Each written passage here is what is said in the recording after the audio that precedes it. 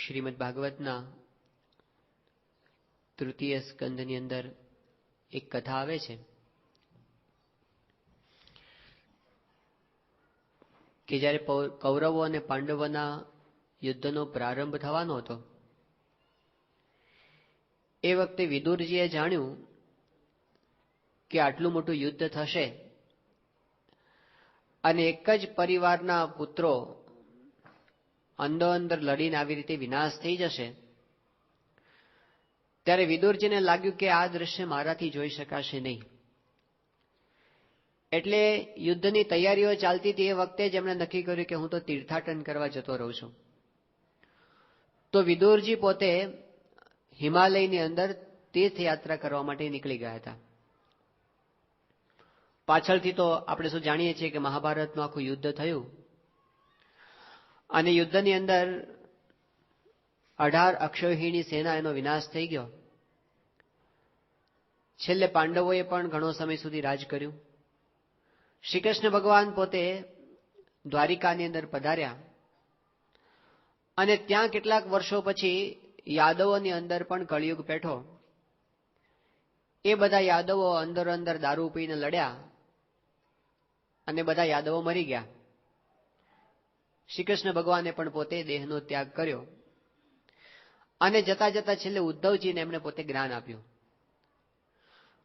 જ્યારે શ્રી કૃષ્ણ ભગવાને દેહ ત્યાગ કરી દીધો એટલે ઉદ્ધવજી પણ પોતે તીર્થયાત્રા કરવા માટે નીકળી ગયા.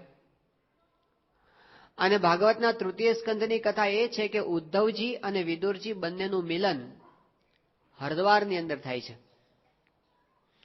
ઘણા સમયે બંને ભેગા થયા એટલે બંને એકબીજાના કુશળ સમાચાર પૂછ્યા અને પછી વિદુરજીએ ઉદ્ધવજીને સમાચાર પૂછ્યા કે પાંડવો અને કૌરવો શું કરે છે. એને તો ખબર જ નહોતી કે આ યુદ્ધ થઈ ગયું છે અને આટલો બધો વિનાશ પણ થઈ ગયો છે. શ્રી કૃષ્ણ ભગવાને પણ દેહ ત્યાગ કર્યો, કશે જ ખબર નહોતી. એટલે વિદુરજી પોતે ઉદ્ધવજીને સમાચાર પૂછે છે કે કૌરવોના શું સમાચાર છે, પાંડવોના શું સમાચાર છે, શ્રી કૃષ્ણ ભગવાન તો કુશળ છે ને, અને બધા યાદવો શું કરે છે. આ બધા સમાચાર જ્યારે વિદુરજીએ પૂછ્યા ત્યારે ઉદ્ધવજીની આંખમાંથી આંસુની ધારા વહેવા માંડી અને ઉદ્ધવજીએ એકદમ દિલગીર થઈ અને વિદુરને જવાબ આપ્યો કે વિદુર, આ લોક છે ને અભાગ્યો છે. કે કેમ આવી વાત કરો છો તમે? એમણે વાત કરી કે અભાગ્યો છે કારણ કે ભગવાન પોતે આ પૃથ્વી પર પધાર્યા, આ લોક એમને ઓળખી શક્યો નહીં. એમણે આખી કથા કરી કે કેવી રીતે કૌરવોનો વિનાશ થયો, પાંડવો પણ કેવી રીતે રાજ કર્યું, કેવી રીતે એ લોકો પણ મોટા વિનાશને પામ્યા કારણ કે એના પણ પરિવારમાંથી ઘણા બધા મરી ગયા હતા. અને છેલ્લે શ્રી કૃષ્ણ ભગવાને પણ પોતે કેવી રીતે યાદવોની સાથે ત્યાં વિહાર કરવા ગયા હતા અને એમાંથી યાદવો અંદર લડ્યા અને ભગવાને પણ કેવી રીતે દેહ ત્યાગ કર્યો. આ બધી વાત કરીને પછી ઉદ્ધવ કહે છે વિદુરજીને કે વિદુર, આ લોક તો અભાગ્યો છે પણ આ યાદવો છે ને તો નિરંતરના અભાગ્યા. દુર્ભગો બત લોકોયમ યદવો નિતરામ અપી. કે કેમ એવી વાત કરો છો તમે? ત્યારે એ વખતે ઉદ્ધવજીએ કીધું કે બીજા બધા તો ઠીક છે, શ્રી કૃષ્ણ ભગવાનથી દૂર રહેતા હતા, પણ આ બધા યાદવો હતા એ તો ભગવાનના જ વંશના હતા, એમના જ ભાઈઓ હતા, એમના જ ભાણેજ હતા, એમના જ દીકરા હતા, એમના જ દીકરીઓ હતા, એમના જ પુત્ર પૌત્રો હતા બધા, પણ એમને ઓળખી શક્યા નહીં અને અભાગ્યાના અભાગ્યા પોતે રહી ગયા. આ વાત ગુણાતીતાનંદ સ્વામીએ એમની વાતોમાં લખી છે. દુર્ભગો બત લોકોયમ યદવો નિતરામ અપી યે સંવસંત ન વિદુહુ હરિમ મીનાહા ઇવ ઉડુપમ. કે જેવી રીતે સમુદ્રની અંદર પેલી માછલીઓ હોય એને પેલું વહાણ ચાલી જતો તો એવું જ લાગે કે આ તો મારા જેવું માછલું છે, પણ એ વહાણને માછલું ઓળખી શકતું નથી. એવી રીતે આ લોકની અંદર ભગવાન જ્યારે મનુષ્ય દેહ ધારણ કરીને પધારે ત્યારે લોકો એવા અભાગ્યા છે કે ભગવાનને પણ પોતાના જેવા મનુષ્ય માની લે છે, પ્રગટને ઓળખી શકતા નથી. પ્રગટ હોય ત્યારે કોઈ ન જાણે રમાપતિની રીત, હરિ કૃપાથી હરિજન જાણે જગત આંધળું ભીત. નથી ઓળખી શકતા. પૃથ્વી પર વિચરતા હોય આપણા જેવા થઈને તો પણ આંખો મીચી અને ઊંડું શોધવા માટે પ્રયત્ન કરે, સામે છે એને ઓળખી શકે નહીં. સ્વામીશ્રી ઘણી વખત પોતે આ વાત કરે છે કે ઉપર છે દેખાતું નથી ને સામે છે મનાતું નથી. આકાશમાં છે એને શોધવા માટે લોકો કેટલા ફાફા મારે છે, પણ જે આકાશમાં છે એના સામે આવીને બેઠા છે, પણ એને ઓળખી શકાતા નથી. એને ઓળખવા એ જ મોટામાં મોટી સાધના. મહારાજે મધ્યના 13માં કીધું કે ઓળખાઈ જશે ને તો કોઈ સાધના બાકી રહેશે નહીં. જેમ છે એમ એમના સ્વરૂપને ઓળખવું એ મહત્વની વસ્તુ છે. તો બ્રહ્મોપનિષદની અંદર છેલ્લા 6 દિવસથી આપણે જોઈએ છીએ કે પ્રગટને ઓળખવા, એમના વચને કરીને ઓળખવા. તો એની અંદર આપણે 3 ભાગની અંદર આ બ્રહ્મોપનિષદની વાત કરતા હતા. પહેલી વાત હતી કે એમનો પરિચય શું છે, બીજી વાત એમની પ્રાપ્તિ, અને ત્રીજી વાત એમનો પ્રસંગ. પરિચયની અંદર સ્વામીશ્રીએ પોતાની જે વાત કરી હતી કે પ્રમુખ સ્વામી એક સાધુ છે, ભગવાન સ્વામિનારાયણના ભક્ત છે ને યોગીજી મહારાજના શિષ્ય છે. એમનાથી આગળ વધીને એ પોતે સ્વયં અક્ષર બ્રહ્મ છે અને પોતે ભગવાનનું સ્વરૂપ છે. આ વાત એમના વચનોથી આપણે સમજ્યા. બીજી વાત હતી કે એ સ્વામીની આપણને પ્રાપ્તિ થઈ છે. પ્રાપ્તિ એટલે શું? તો એ આપણા થયા છે. આપણે આપણા સાધનથી એમના સુધી પહોંચી શકીએ એવી કોઈ લાયકાત આપણી નથી, પણ કૃપા કરીને એ પૃથ્વી પર પધારે ને આપણને અપનાવે, આપણને પોતાના કરે, એ આપણા જીવનની મોટામાં મોટી ઘટના. સ્વામીશ્રી હમણાં સારંગપુરની અંદર હતા અને એ વખતે સ્વામીશ્રી સાથે પ્રશ્નોત્તરી, એક સંતોની ક્વિઝ રાખવામાં આવી હતી. એમાં રુચિ ક્વિઝ એ રાખવામાં આવી હતી ને સ્વામીશ્રીને પ્રશ્નો પૂછવામાં આવતા હતા અને એનો સ્વામીશ્રી પોતે વિકલ્પ તરીકે જવાબ આપતા હતા. એમાં સ્વામીશ્રીને એક પ્રશ્ન એવો પૂછવામાં આવ્યો કે શાસ્ત્રીજી મહારાજ સાથેનો તમારો સૌથી પ્રિય પ્રસંગ કયો? સ્વામી એ વખતે બોલેલા કે શાસ્ત્રીજી મહારાજે આપને અપનાવ્યા, સાધુ કર્યા, એ આપણા જીવનનો સૌથી પ્રિય પ્રસંગ. તો ગુરુની આપણને પ્રાપ્તિ થાય, આપણને પોતાના કરે, એ આપણા જીવનની મોટામાં મોટી ઘટના છે. એનાથી મોટી પ્રાપ્તિ આ જગતમાં બીજી કોઈ નથી. એમણે આપણને પોતાના કર્યા. ક્યાં તમે ને નાથ ક્યાં અમે રે, કાંઈ કહ્યામાં નાવે વાત રે વારી જાઓ વાણ. તમે ક્યાં ને અમે ક્યાં, કોઈ રીતે મેળ બેસે એવો નથી, પણ તમે કૃપાએ કરીને અમારા થયા છો. કેવી રીતે ખબર પડે આપણા થયા છે? તો એ આપણી ચિંતા કરે છે. એમને આપણી ચિંતા રહ્યા કરે છે કે કેમ કરીને આ બધા સુખી થાય. ત્યારે સમજવું કે એમને આપણને પોતાના માન્યા છે. સાધારણ રીતે એમની સ્થિતિ સામે જ્યારે જોઈએ તો આ લોક તો એમની દ્રષ્ટિમાં કાંઈ જ નથી. સ્વામીશ્રી અમદાવાદમાં પધારેલા અને એ વખતે બાપાનો નવો ઉતારો તૈયાર થઈ ગયો હતો. અત્યારે છે એની પહેલા ઉતારો હતો. અક્ષરપીઠનું જે મકાન છે એમાં 4થા માળે બાપાનો ઉતારો તૈયાર કર્યો હતો. અને પુરુષોત્તમ ચરણ સ્વામી છે, અત્યારે નવસારીમાં રહે છે, બધા પીસી સ્વામી કહે છે. એમણે આ મકાન, આ બિલ્ડિંગ બાંધવાની અંદર એમને બહુ મોટો ભાગ ભજવ્યો હતો. એટલે બધા એ મકાનને પીસી ભુવન કહેતા હતા મજાકની અંદર. એટલે સ્વામીશ્રી જયારે એક વખત સભામાંથી જતા હતા પોતાના ઉતારા તરફ, 3-4 દિવસથી જ સ્વામી ઉતારામાં રહેવા ગયા હતા. એટલે એક સંતે સ્વામીને પૂછ્યું કે સ્વામી આ પીસી ભુવન તમને કેવું લાગે છે, અંદર ફાવે છે કે નહીં? ત્યારે સ્વામી કે અમે તો આ મકાનની અંદર રહેતા જ નથી, અમે તો નિરંતર અક્ષરધામમાં જ રહીએ છીએ, અહીં રહેતા નથી. આપણને દેખાય છે, દર્શન આપે છે અહીંયા, પણ પોતે તો નિરંતર ભગવાનની સાથે રહે છે.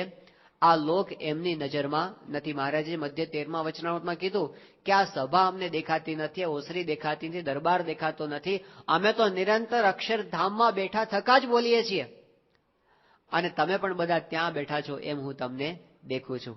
તો એ પોતે આ લોકમાં રહેતા જ નથી, નિરંતર અલૌકિક દ્રષ્ટિએ યુક્ત વર્ત્યા કરે છે.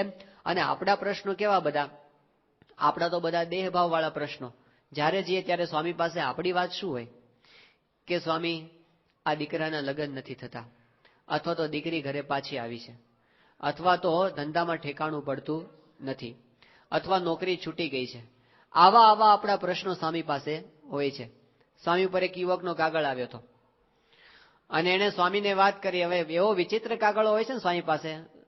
એને સ્વામીને વાત કરી કે સ્વામી મને ગઈકાલ રાત્રે એક સપનું આવ્યું હતું, એવું કાગળમાં એમણે લખ્યું. અને વાત કરી કે એમાં એવું છે કે સલમાન ખાન નામનો એક એક્ટર છે ફિલ્મનો, અને એને છે ને અમુક બહુ પ્રસિદ્ધ એક્ટ્રેસ છે એની સાથે એના લગ્ન થાય એવું મને સપનું આવ્યું કાલ રાત્રે. તે મારે તમને પ્રાર્થના એ કરવાની, બાપા ગમે તેમ કરીને એ લગ્ન તમે અટકાવો, કારણ કે મારે એની સાથે લગ્ન કરવા છે.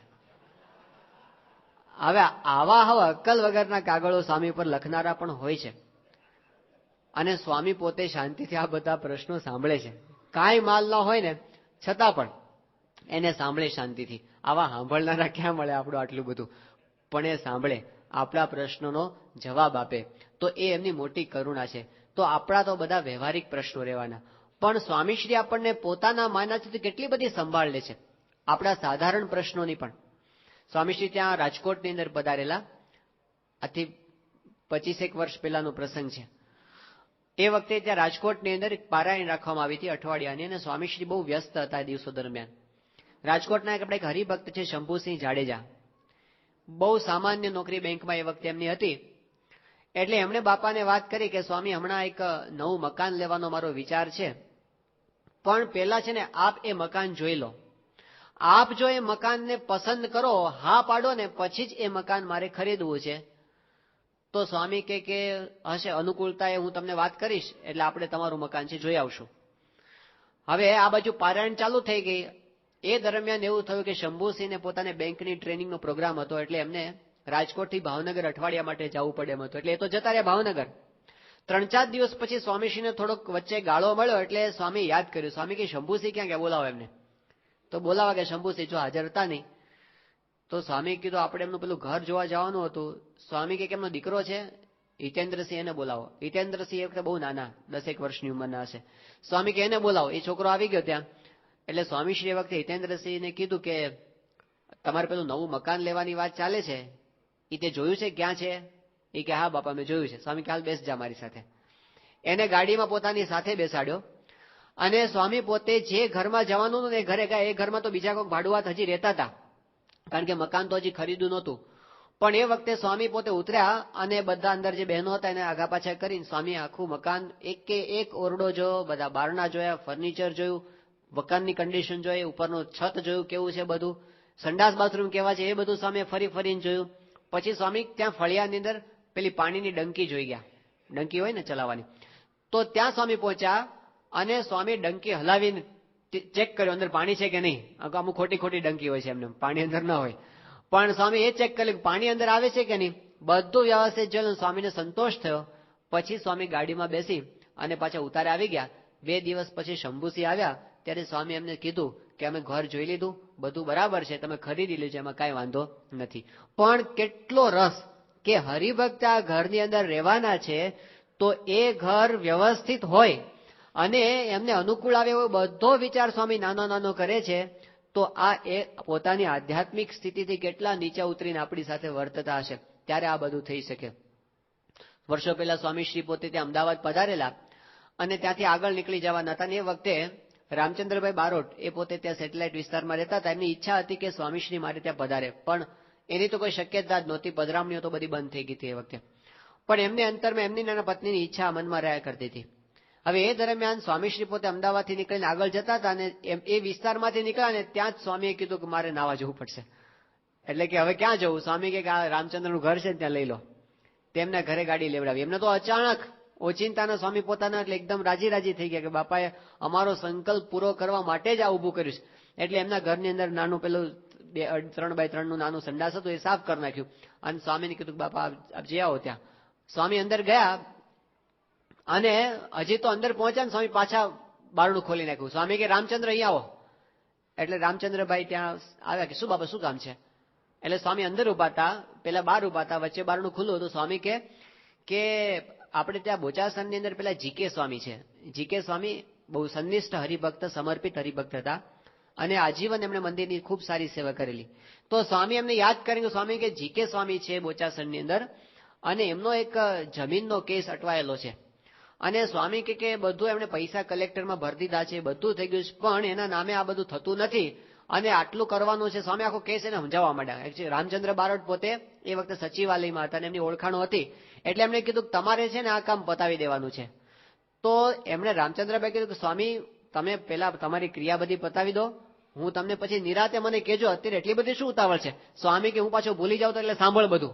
એટલે સ્વામી અંદર ઉભા રહ્યા, પેલા બહાર ઉભા. સ્વામી આખો કેસ વ્યવસ્થિત રીતે સમજાવો 5-10 મિનિટ સુધી. તો આ સ્વામીની હરિભક્તોના વ્યવહારમાં રસ લેવાની જે રીત છે ને, આ બીજે ક્યાંય જોવા મળશે નહીં. હરિજન સંગાથે કીધી સાચી સગાઈઓ રાજ. એ આપણા સાચા સગા થયા છે. એ વિના આવી વાતમાં કોણ રસ લે? નાની નાની વાતની અંદર કેમ આપણી ચિંતા કરે છે? પોતે સ્વામીશ્રી પોતે ત્યાં અલ્હાબાદ પધારેલા 1986ની સાલમાં. એ વખતે ત્યાં આગળ પાંડુરંગ શાસ્ત્રીજી એક મોટું અધિવેશન કર્યું હતું, અને એમાં સ્વામીશ્રીને આગ્રહપૂર્વક આમંત્રણ આપ્યું કે પધારો. સ્વામી ત્યાં પોતે સંતો અને હરિભક્તોના સંઘ સાથે પધાર્યા હતા. દિલ્હીથી બાબતે અલ્હાબાદ પહોંચ્યા હતા. તો એ વખતે અલ્હાબાદમાં તો આપણે કોઈ સત્સંગી નહીં અને કોઈ રહેવાનું સ્થાન નહીં, એટલે એક જગ્યાએ ધર્મશાળા જેવું તો એમાં જ બાપાનો ઉતારો હતો. હવે ત્યાં આગળ તો બીજી કોઈ વ્યવસ્થા ન મળે, એટલે ઠાકોરજી માટે અને સંતો હરિભક્તો અને બાપા બધા ભેગા હતા, એટલે એ લોકો માટે દિલ્હીથી હરિભક્તોએ પેલો નાસ્તો ભેગો બાંધી આપ્યો હતો કે 4-5 દિવસ સુધી ત્યાં બહાર રહેવાનું થાય તો ત્યાં ક્યાં બીજો કઈ મેળ પડે, એટલે નાસ્તો બધો કોરો નાસ્તો ભેગો બાંધી આપ્યો હતો કે ત્યાં કામ લાગે. હવે એ દરમિયાન સ્વામીશ્રી ત્યાં ઉતર્યા હતા જે ઉતારામાં, અને ત્યાં ઉતારામાં જ બાપા હતા. એ દરમિયાન એવું બન્યું કે સૌરાષ્ટ્રની અંદર ગરડાની બાજુમાં નાની વાવડી નામનું ગામ છે. ત્યાંથી એક બસ, યાત્રાની બસ, એ તીર્થયાત્રા કરવા માટે, 4 ધામની યાત્રા કરવા માટે નીકળતી હતી. તો એમાં આપણા 2-4 હરિભક્તો જે ગામની અંદર હતા એમને પણ થયું કે ચલો જાત્રા થાય છે, આપણે ભેગા બસ ભેગા જાત્રામાં જઈ આવીએ. એ બીજા તો કોઈ સત્સંગી નહોતા, 3-4 સત્સંગી બસની અંદર પોતે ભેગા જોડાયા યાત્રામાં. હવે જયારે યાત્રા ગોઠવાયેલી ત્યારે પેલા બસના માલિકે, જે એનો કોન્ટ્રાક્ટર હોય, એને એવું કીધું હતું કે તમારી બધાની જમવાની વ્યવસ્થા હું કરીશ, એટલે કે રસોઈ બનાવીને બધાને જમાડીશ. પણ રસ્તાની અંદર કોન્ટ્રાક્ટર ફરી ગયો, એ કે હવે આપણાથી કઈ વ્યવસ્થા થઈ શકશે નહીં, અને હું તો કઈ રસોઈ નહીં બનાવી દઉં, તમારે હું હોટેલ પાસે ઊભી રાખીશ બસ, અને જેને હોટેલમાં જે ખાવું એ ખાઈ લે. હવે બીજા બધા તો હોટલની અંદર ખાઈ લે, હરિભક્તો બિચારા, એને તો નિયમ આપણે બહારનું ખવાય નહીં, ડુંગળી લસણ વાળું ખવાય નહીં, એટલે શું કરવું? એટલે એને તો બધા બહુ તકલીફ પડવા માંડી ખાવા પીવાની અંદર. પછી કઈક કેળા ખાઈ લે, સફરજન ખાઈ લે, સિંગ ચણા ફાકી લે, આવી રીતે પોતે દિવસો કાઢતા હતા. એમ કરતા કરતા એ લોકોની યાત્રાની બસ અલ્હાબાદ પહોંચી, અને ત્યાં આગળ એ લોકોએ ઉતારો કર્યો, અને ત્યાં પાંડુરંગ દાદાનું અધિવેશન ચાલુ હતું, એ પણ બધાને ખબર પડી. અને એમાં કોઈક એવા સમાચાર આપે કે પ્રમુખ સ્વામી મહારાજ પણ એ પધાર્યા છે અત્યારે. એટલે હરિભક્તોને તો સ્વામી આવ્યા છે, તો ચલો આપણે બાપાના દર્શન કરવા માટે જઈએ. એટલે ઉતારો શોધતા શોધતા શોધતા એ લોકો બાપાના ઉતારે પહોંચી ગયા, અને ત્યાં સ્વામીએ હરિભક્તોને જોયા એટલે બાપા એકદમ રાજી થઈ ગયા. સ્વામી કે તમે અહીં ક્યાંથી? એટલે હરિભક્તોએ બધી વાત કરી કે સ્વામી અમે તો યાત્રા કરવા માટે નીકળ્યા છીએ, અને આવી રીતે 4 ધામની યાત્રા છે, અને અમારી બસ અત્યારે ફરતી ફરતી અહીં આવી છે. તો સ્વામી કે કેટલા દિવસથી નીકળ્યા છે? એટલે એમ કીધું સ્વામી આટલા દિવસથી નીકળ્યા છે. બાપા કે કેમ યાત્રામાં બધું સારું છે ને, કઈ તકલીફ તો નથી પડતી ને? આવું સ્વામી હરિભક્તોને પૂછ્યું. એટલે હરિભક્તોએ સાધારણ રિપોર્ટિંગ કરવા માટે, હરિભક્તોની કઈ અપેક્ષા તો નહોતી, પણ એમણે સહેજે સહેજે કીધું બાપા બીજી તો કઈ તકલીફ નથી, પણ આ ખાવાની તકલીફ છે. સ્વામી કે શું તકલીફ છે? કે તકલીફ એવી છે કે આ છે ને અમારો કોન્ટ્રાક્ટર ફરી ગયો છે, અને એ હવે રસોઈ કરતો નથી, એટલે હવે અમારે તો છે ને બધું બહાર ગમે તેવું ખાવું પડે છે, અને આચર કુચર ખાઈને અમે પૂરું કરીએ છીએ. આ વાત જ્યાં સ્વામીએ સાંભળીને સ્વામી થોડા વિચારમાં પડી ગયા. એટલે સ્વામીએ બાજુની અંદર જે સંત હતા ને એનું સામું જોયું, એટલે પેલા સંતે બીજી બાજુ જોયું. ખબર હતી કે આમાં આપણે આ ઘર થોડું છે આપણું, આપણે મહેમાન થઈને ગયા છે ને આપણે શું વ્યવસ્થા હરિભક્તોની કરી શકીએ ત્યાં આગળ. પણ સ્વામી કઈ છોડે એમ હતા નહીં. સ્વામી કે આપણી પાસે શું શું છે? એટલે એમણે કીધું બાપા આપણી પાસે અત્યારે કાંઈ જ નથી. હકીકતમાં આપણે ઠાકોરજી ભેગા લાવ્યા છીએ, સંતો હરિભક્તોનો સંઘ છે, એટલે જેટલું જરૂરી છે એટલી જ વસ્તુ આપણે ત્યાંથી લઈ આવ્યા છે દિલ્હીથી, બીજું આપણી પાસે કાંઈ નથી. સ્વામી કે એક કામ કરો, ઠાકોરજીના થાળમાં એક વાટકી મુકાઈને એટલું રાખીને બાકીનો બધો નાસ્તો આ લોકોને આપી દો, આપણું તો થઈ રહેશે જે થવું એ. અને સ્વામીએ બધો નાસ્તો એ બધા હરિભક્તોને અપાવી દીધો. જોજો આ નાની વાવડી ગામના બધા ચોરણા પહેરેલા હરિભક્તો હતા, કોઈ વીઆઈપી કોઈ નહોતા. કેટલાક ને એમ હોય છે કે પ્રમુખ સ્વામી વીઆઈપી નું બહુ ધ્યાન રાખે છે, પણ આમાં કોણ વીઆઈપી હતો? બધા જ સામાન્ય ગામડાના ખેડૂત હરિભક્તો હતા. પણ સ્વામીને થયું કે આ લોકોની પાસે કાંઈ નથી, ચલો આપણે એમની વ્યવસ્થા કરી દઈએ. તો એ આપણા થયા છે ને એટલે આવી ચિંતા એમને થાય છે, ને બધું સ્વામી અપાવી દીધું. બાપા અટલાદરાની અંદર હતા, અને વખતે એક રઢુના હરિભક્ત સ્વામીશ્રીને મળવા માટે આવ્યા હતા. એનું નામ તુલસીભાઈ, શાસ્ત્રીજી મહારાજના વખતના હરિભક્ત. હવે સ્વામીશ્રી પાસે મળવા માટે આવ્યા, ના જૂના હરિભક્તોને બધી માંડીને વાત કરવાની ટેવ, એટલે એમણે બધી સ્વામીને વાત કરી કે બાપા હમણાં મેં ઓપરેશન કરાવ્યું મોતિયાનું. સ્વામી કેવું થયું ઓપરેશન? કે બાપા ઓપરેશન બહુ સારું થયું, કઈ વાંધો નથી, પણ આ ચશ્મા છે ને જરાક મને ફાવતા નથી. એટલે સ્વામીએ કીધું કે શું થાય છે, કે બરાબર આમ સેટ નથી થતા ચશ્મા, આ મોતિયાના ચશ્મા છે ને. તો સ્વામીને શું સૂચ્યું, બાપાને પોતાના ચશ્મા બાજુમાં જ પડ્યા હતા. સ્વામી ચશ્મા ઉઠાવવાનું કીધું તુલસીભાઈ, આ પહેરો તો આ કેવા લાગે છે. એટલે તુલસીભાઈ એ ચશ્મા ચડાવ્યા. એ કે સ્વામી આ વ્યવસ્થિત લાગે. સ્વામી કે રાખો. સંતો કે બાપા તમને માંડ માંડ સેટ થયા છે, તુલસીભાઈને આપણે નવા કરી આપશું, પણ તમે પણ સ્વામીને એવું કે આપણે છે ને શું કરી નાખું, આ ભાવના વિના આવી ક્રિયા થઈ શકે. એમને એમ છે કે હું કંઈક કરી નાખું, હું કંઈક કરી નાખું હરિભક્તો માટે, કેમ કરીને એના પ્રશ્નોનું સમાધાન કરી દઉં, કેમ કરીને ભક્તો બધા સુખિયા થાય. સ્વામીશ્રી ત્યાં સાઉથ ઇન્ડિયાના વિચરણની અંદર હતા 1990ની સાલમાં. એ વખતે અમદાવાદના એક હરિભક્તે બાપા ઉપર કાગળ લખ્યો, ચીમનભાઈ વાળંદ. ચીમનભાઈ વાળંદ પોતે સામાન્ય લેબોરેટરી ટેકનિશિયન તરીકે ત્યાં નોકરી કરે અમદાવાદની અંદર સરકારી લેબોરેટરીમાં. એટલે બન્યું તેવું એમણે બાપાને કાગળ લખ્યો કે સ્વામી અહીંયા આગળ હું લેબ ટેકનિશિયન તરીકે નોકરી કરું છું, પણ અહીંયા આગળ પ્રશ્ન મારે એવો ઉભો થયો છે કે મારા સ્ટાફના અમુક લોકોએ કંઈક ખોટી કાન બંબેરણી કરી અને મારી બદલી છેક થાન, સુરેન્દ્રનગર બાજુમાં થાન નામનું ગામ છે, ત્યાં મારી બદલી કરી નાખી છે. હવે એવા ઠેકાણાની અંદર કઈ સત્સંગ નહીં, મારા કોઈ પરિવારના સભ્યો નહીં, કઈ મંદિર નહીં, સંતોનો યોગ નહીં, અને મને વગર વાંકે આવી રીતે બદલી થાય છે, તો કૃપા કરો ને આ બદલી અટકે એવી કૃપા કરો, આશીર્વાદ આપો. આ કાગળ સ્વામીને ત્યાં દક્ષિણ ભારતમાં વિચરણ કરતા તે વખતે મળ્યો હતો. સ્વામી આ કાગળ વાંચ્યો અને બાપા એનો જવાબ પણ એ વખતે લખી નાખ્યો હતો કે અમે પ્રાર્થના કરીએ છીએ. પછી ત્યાર પછી આખું દક્ષિણ ભારત ફરતા ફરતા ફરતા કેટલાય અઠવાડિયા પછી સ્વામી પોતે ગુજરાતની અંદર આવ્યા અને ત્યાં અડલાદરાની અંદર એ વખતે યોગી જયંતિનો ઉત્સવ હતો. મોટા મોટા મહાનુભાવો પણ એ વખતે સભાની અંદર આવ્યા હતા અને એ વખતના ગુજરાતના હેલ્થ મિનિસ્ટર આવ્યા હતા. તો સ્વામીશ્રી પોતે સભાની અંદર બધા પ્રવચનો થઈ ગયા, બધું હારતોરા થઈ ગયા, બધું પૂરું થઈ ગયું. સભા પૂરી થઈને વિદાય લેતા હતા ને પેલા હેલ્થ મિનિસ્ટર, તો સ્વામી એમને પોતાની પાસે બોલાવ્યા. એમને તો બાપાને કેમ અત્યારે બોલાવ્યા છે સ્વામી પાસે, કે જે સ્વામી કર્યા. સ્વામી કે અમારે તમારું એક કામ છે. એ બાપા બોલો શું કામ છે. સ્વામી કે અમારા એક હરિભક્ત છે, અમદાવાદની અંદર રહે છે, ચીમનભાઈ વાળંદ એનું નામ છે, સરકારી લેબોરેટરીમાં ટેકનિશિયન તરીકે નોકરી કરે છે, એની ખોટી રીતે બદલી થાય છે, તો તમારે છે ને બદલી અટકાવવાની છે.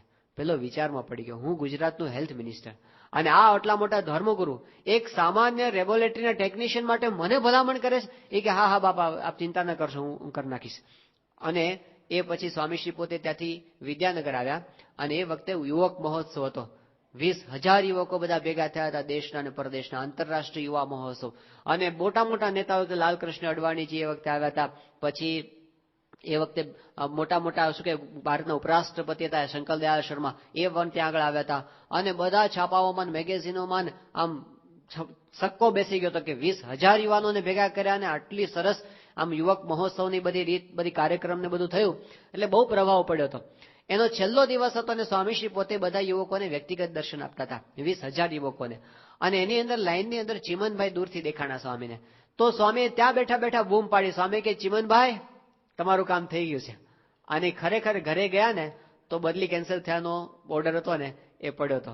પણ એક નાના હરિભક્ત માટે જુઓ, સ્વામીશ્રી પોતે ઐશ્વર્ય વાપરીને તો પોતાના હરિભક્તોની રક્ષા અનેક વાર કરી છે, એનો આપણને પણ અનુભવ છે, પણ ડાયરેક્ટલી ઇન્વોલ્વ થાય છે.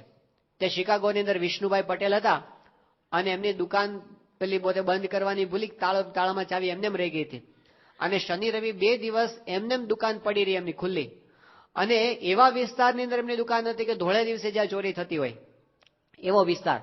પણ 2 દિવસ પછી પોતે દુકાને ગયા ત્યારે એની દુકાને હેમખેમ એને જોઈ અને બહુ આશ્ચર્ય થયું. પણ પછી એમના તે અમેરિકન ગ્રાહકે આવીને એમને વાત કરી. પેલા એક યુવકે વાત કરી, બીજે દિવસે એક અમેરિકન મહિલાએ વાત કરી. બંને એક સરખી વાત કરી કે તમારી દુકાન પાસે એક સિક્યુરિટી ગાર્ડને અમે 2 દિવસથી જોઈએ છે. ગઈકાલે પણ હતા, પરમ દિવસે પણ હતા, ભગવા કસ્તો પહેરાતા અને હાથમાં માળા હતી. એને થયું આવા કોણ સિક્યુરિટી ગાર્ડ હશે. પછી એમને જઈને બાપાનો ફોટો બતાવ્યો ત્યારે કહ્યું ધીસ ઇઝ ધ મેન. આ જ પુરુષ હતા કે જે તમારી દુકાનની રક્ષા કરતા હતા. એને બાપાને આભારનો કાગળ, બાપા અમે તમને ભૂલી જઈએ છીએ, તમે ભારત રહ્યા અમારી દુકાનોની રક્ષા અહીં બેઠા બેઠા કરો છો. તો આવી રીતે ઐશ્વર્ય વાપરીને તો ભક્તોની અનેક વાર રક્ષા કરી છે સ્વામીએ, પણ ડાયરેક્ટલી ઇન્વોલ્વ થાય છે હરિભક્તોના પ્રશ્નોની અંદર, હરિભક્તોના વ્યવહારિક સમસ્યાઓની અંદર. એ શું બતાવે છે? એમને આપણા પ્રત્યે હેત છે. મુંબઈની અંદર આપણા એક હરિભક્ત છે, પાર્લાની અંદર રહે છે, દિલીપભાઈ પટેલ એનું નામ છે, નિષ્ઠાવાન ભક્તરાજ. અને કોન્ટ્રાક્ટર તરીકેનું કામ કરે, આપણે બિલ્ડિંગ બનાવવાનું. એમને ત્યાં ગણેશપુરીની અંદર મુક્તાનંદ બાબાનો આશ્રમ છે, એની અંદર જે કંઈ કન્સ્ટ્રક્શન થતું હતું એનો કોન્ટ્રાક્ટ એમને મળ્યો હતો. હવે એમાં થયું તો એવું કે એને કામ તો બધું પૂરું કરી દીધું, પણ એને ત્યાંથી પેમેન્ટ નહોતું મળતું એ આશ્રમમાંથી. એટલે એને લીધે પૈસા એને ફસાઈ ગયા હતા અને રોકાણ અટકી જાય એટલે ધંધો આગળ સર્ક્યુલેશન થાય નહીં.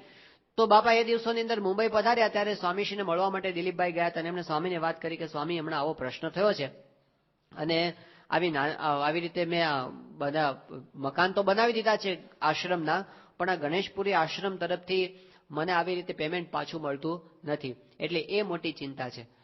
તો સ્વામી એ વખતે એમને આશીર્વાદ પણ આપ્યા હતા કે મહારાજને પ્રાર્થના કરશું સારું થઈ જશે. હવે એ દરમિયાન એવું બન્યું કે એ જ દિવસો દરમિયાન આ મુક્તાનંદ બાબાના શિષ્ય જે નિત્યાનંદ બાબા એ વખતે પોતે ગુરુપદે હતા, તો એ બાપાને મળવા માટે ખાસ આવ્યા હતા દાદર મંદિરે. તો આખો ત્રીજે માળે આપણે પહેલા માળે જે આપણો સભા મંડપ છે ત્યાં બહુ સરસ સભા થઈ અને બધું પૂરું થઈ ગયું, સભા ને બધું પ્રવચન ને સભા વિખરાઈ ગઈ. પછી સ્વામી એમને કીધું કે તમે આવો ઉપર. 5મે માળે એમને લઈ ગયા બાપા પોતાના ઉતારામાં અને પછી બેસાડ્યા અને બીજી થોડી વાત થયા પછી સ્વામી ડાયરેક્ટલી એમને વાત કરી. સ્વામી કે અમારે એક હરિભક્ત છે દિલીપભાઈ પટેલ એમનું નામ છે અને એને તમારા આશ્રમની અંદર આવી રીતે મકાન બાંધ્યા છે, પણ તમે છે ને હજુ પેમેન્ટ ચૂક્યું નથી, ચૂકવી દેજો. આવું કહેવાય? એક ધર્મગુરુ બીજા ધર્મગુરુને આવી વ્યવહારની વાત કરે, હરિભક્તના વ્યવહારની. પણ સ્વામીને જો એ હરિભક્તની પડી છે, એ પોતે કેવળ આધ્યાત્મિક ઉપદેશ આપીને છૂટી જતા એવું નથી કરતા, પણ સ્વામી ચિંતા કરે છે આપણા વ્યવહારની. એ સમજાવે છે કે એમણે આપણને પોતાના માન્યા છે. હરિભક્તોના વ્યવહારિક પ્રશ્નો હોય, અંદરના ઝઘડા હોય. કેટલાક ઝઘડા તો એવા છે કે સ્વામીશ્રી વર્ષોથી એના સમાધાન માટે પ્રયત્ન કરતા આવ્યા છે. વર્ષોથી 20-20 કલાક, 25-25 કલાક, 30-30 કલાક એક ગ્રુપના ઝઘડા માટે સ્વામીશ્રીએ કાઢેલા છે. કેટલા બધા પાર્ટીની અંદર 2 ગ્રુપ વચ્ચે ઝઘડા હતા, 2 ભાઈઓ વચ્ચે. એના કેટલા વખતથી સ્વામી હજી હમણાં સારંગપુર આવ્યા હતા સ્વામીશ્રી, ત્યારે હજી એમના ઝઘડા ચાલે છે. સ્વામી એમને હજી સમાધાન કરવા માટે પ્રયત્ન કરે છે. પણ કેવી એટલી એવી આંટી પડી ગઈ હોય ને, છૂટવી બહુ ભારે. ગોંડલની અંદર સ્વામીશ્રી બિરાજમાન હતા અને એ વખતે રાતના 12:30 વાગે સારંગપુરની નજીકનું એક ગામ છે, એ ગામની અંદર ઝઘડો થયો હતો બધો બહુ, અને એટલો બધો ઝઘડો હતો કે 2 ગ્રુપ વચ્ચે ખૂન થઈ જાય એવી પરિસ્થિતિ હતી. અને એ ગ્રુપ ભેગા થઈને ત્યાં ગોંડલ બાપા પાસે આવ્યા હતા રાતના 12:30 વાગે. સ્વામીશ્રી તો આરામની અંદર હતા. પેલા જ્ઞાની સ્વામી મળ્યા, ગોંડલના કોઠારી સ્વામી, અને એમણે બધી વિગત જાણી અને ગંભીરતા લાગી એટલે રાતના 12:30 વાગે સ્વામીશ્રીને જગાડ્યા. રાતના 1:30 વાગ્યા સુધી સ્વામી એ લોકો જોડે બેઠા અને એના ઝઘડાનું સમાધાન કર્યું. જો સ્વામી વચ્ચે ન પડ્યા તો નક્કી એ વખતે એક જણનું ખૂન થઈ જાત.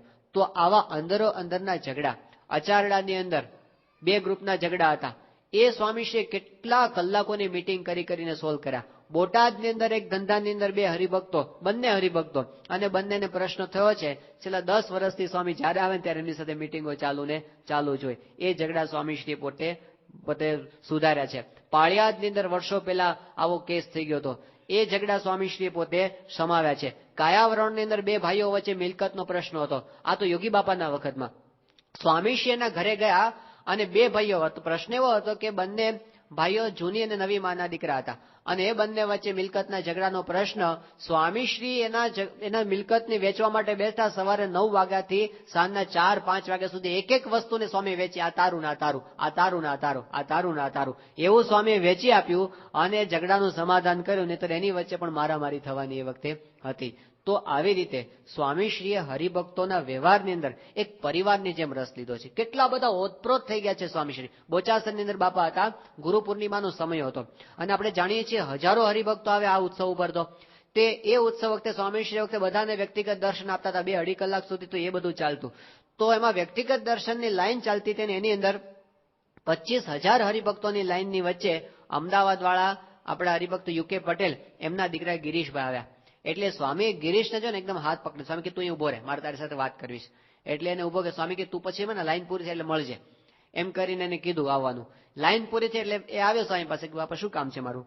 સ્વામી કે મોમ્બાસા વાળા કનુભાઈ છે, એમના ભાઈ સૂર્યકાંતભાઈ છે, એ તો પોતે ધામમાં પધાર્યા, પણ સૂર્યકાંતભાઈની દીકરી છે એ પરણાવવા લાયક થઈ છે અને એનું લગ્ન કરવાનું તારે છે ને એની સાથે પરણવાનું છે. કાંઈ જોવાનું નહીં, વિચાર કરવાનું નહીં, સીધો આદેશ કે તારે છે ને એની સાથે લગ્ન કરવાના. એ કે હા બાપા. અને સ્વામીશ્રીના વચને એમના લગ્ન પણ એ રીતે થઈ ગયા. લગ્ન પછી દીકરો ન થાય, બાપાને કે બાપા દીકરો સંતાન નથી. સ્વામી કે જાઓ થશે દીકરો. સ્વામીશ્રીની કૃપાથી એમને ત્યાં સંતાન પણ થયું. ભગવત પ્રસાદ એનું નામ સ્વામીશ્રીએ પોતે પાડ્યું. તો આવી રીતે હરિભક્તોના, આમ તો સાધુ છે, ત્યાગી છે, સંસારથી વિરક્ત છે, પણ હરિભક્તોના છોકરા પરણાવવા આની ચિંતા પણ સ્વામી પોતે કરતા હોય છે.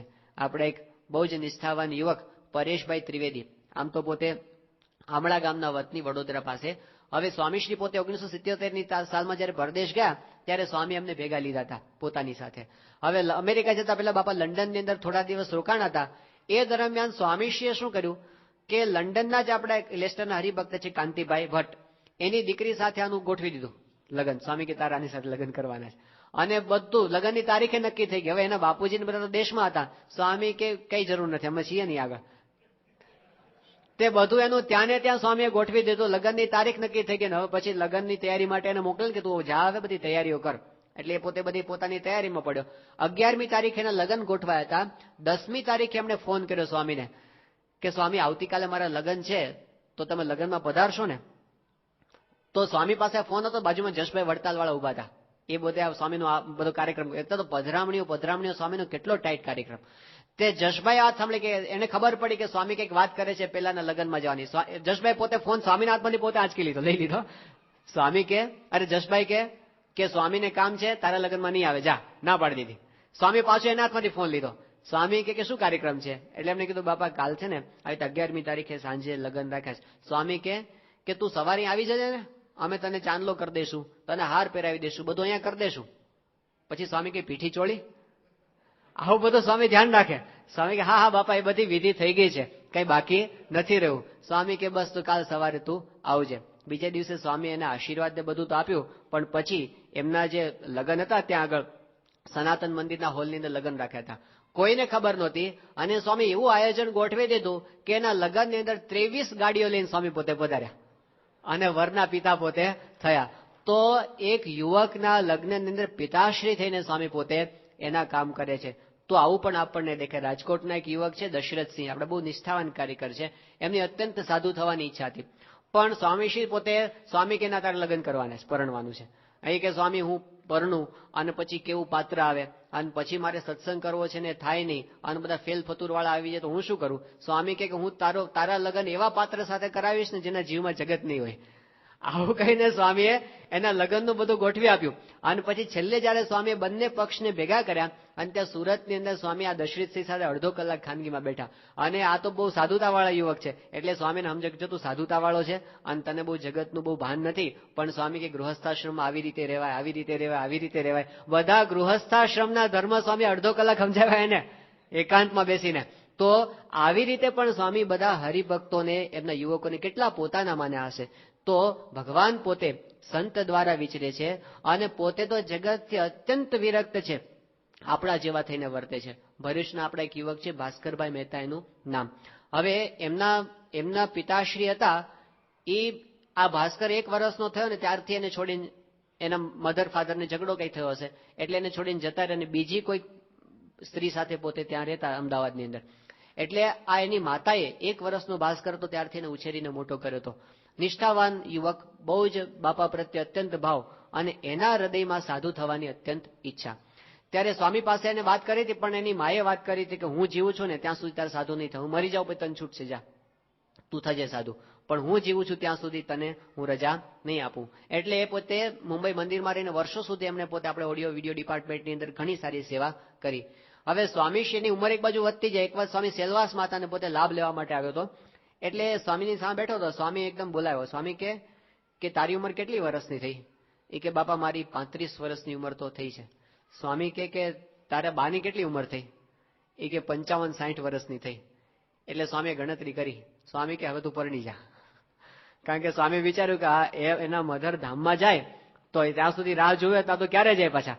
એટલે સ્વામી કે હવે છે ને તું લગ્ન કરી લે. કે સ્વામી ક્યાં કરું? સ્વામી કે અમે ગોઠવી દઈશું બધું. અને સ્વામી મુંબઈ વાળા ત્રિગુણભાઈ ભટ્ટની દીકરી સાથે એમનું, હવે ત્રિગુણભાઈ પણ પોતે ધામમાં પધારેલા છે, એમની દીકરી, એમને બાપ નહીં, અને ભાસ્કરભાઈના પણ બાપ નહીં. સ્વામી બંને પક્ષના બાપ થયા. વરના બાપ પણ એ થયા, કન્યાના બાપ પણ એ થયા. આની આર્થિક સ્થિતિ બહુ સાધારણ અત્યંત.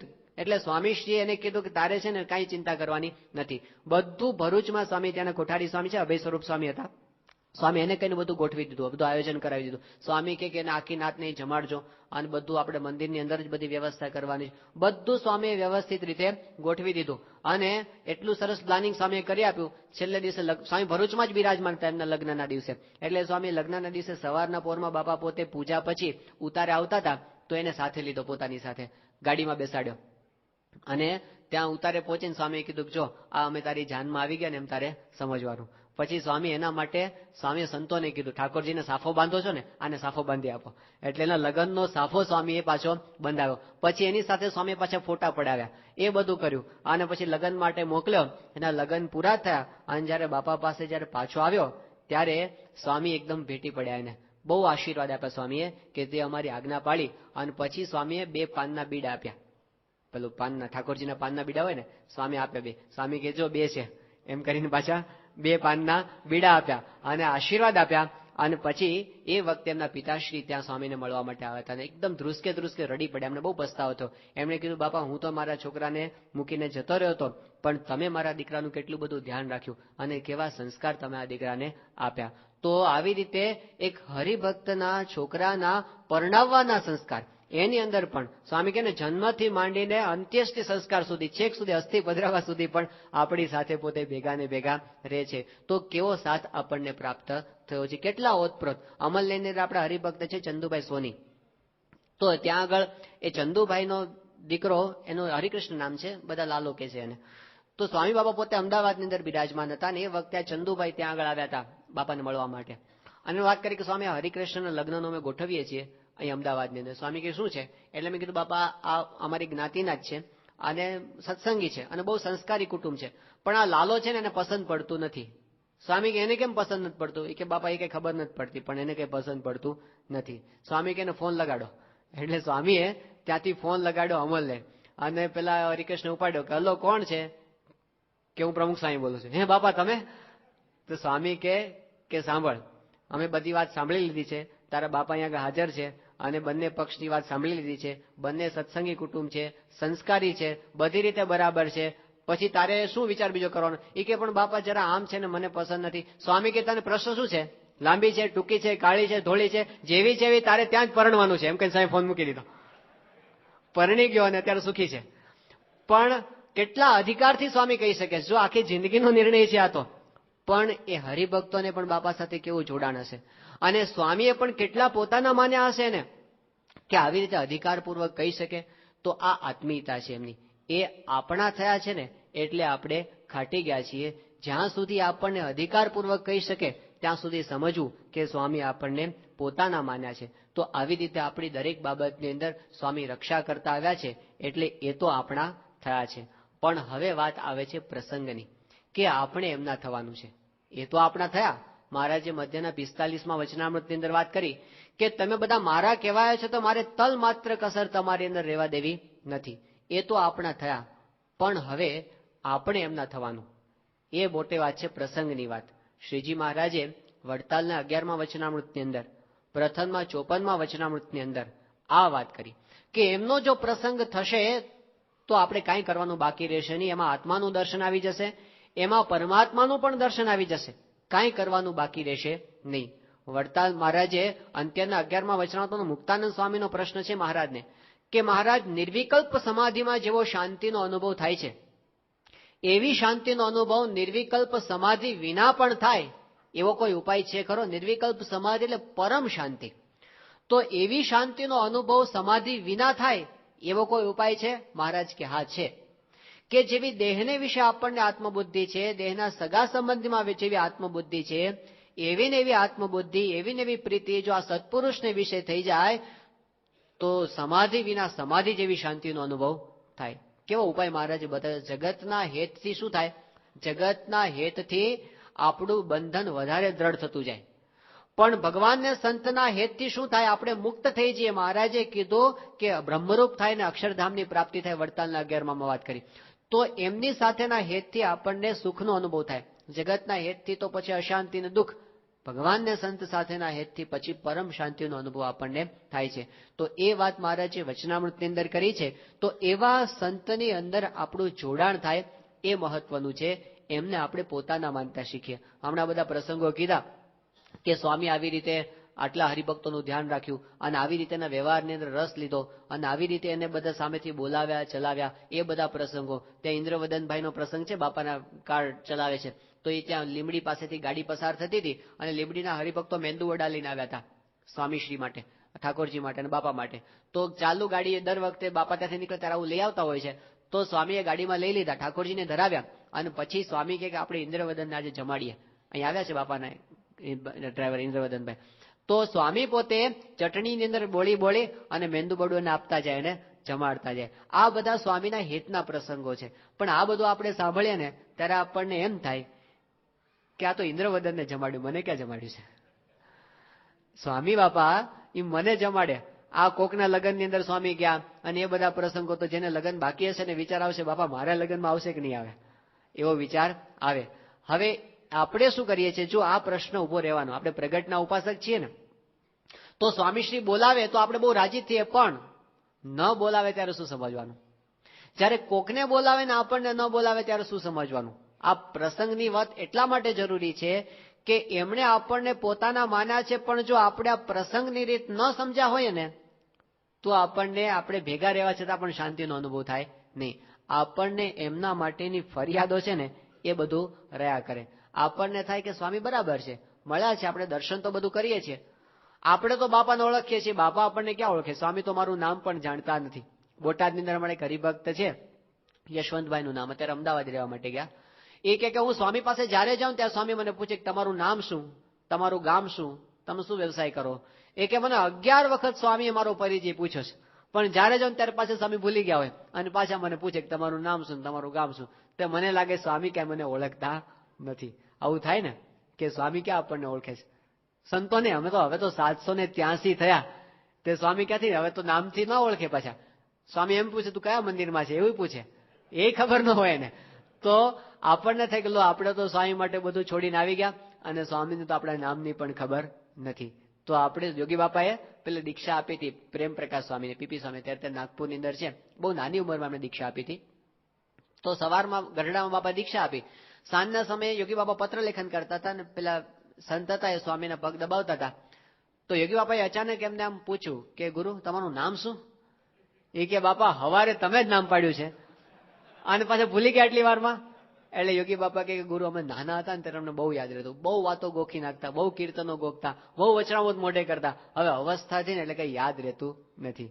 આ ઉંમરનો પ્રભાવ પણ પોતે બતાવે. વિચાર કરો, ધર્મચરણ સ્વામીનું નામ એ સ્વામી ભૂલી જાય છે તો અસમાગમ ક્યાં કથા થાય છે? સ્વામી કે ઓલા ભાઈને બોલાવો ને, ઓલા ભાઈ કોણ? તે પછી સ્વામીને માનું, સ્વામી કે ઓલા આપણી હારે ફરે છે એ પણ કોણ હારે ફરે છે?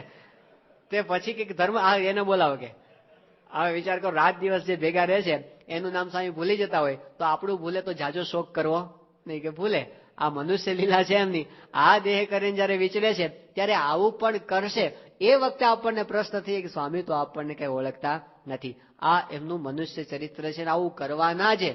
એ આપણે જો સમજણ રાખી હોય ને તો આપણને વાંધો નહીં થાય કે સ્વામી આપણે ક્યાં થયા છે, એમાં આપણને પ્રશ્ન પાછો ઉભો થઈ જાય. તો એ એમની રીત સમજવાની કે મનુષ્ય દેહ આ રીતે વર્તવું એ ભગવાનને સંતની રીત છે.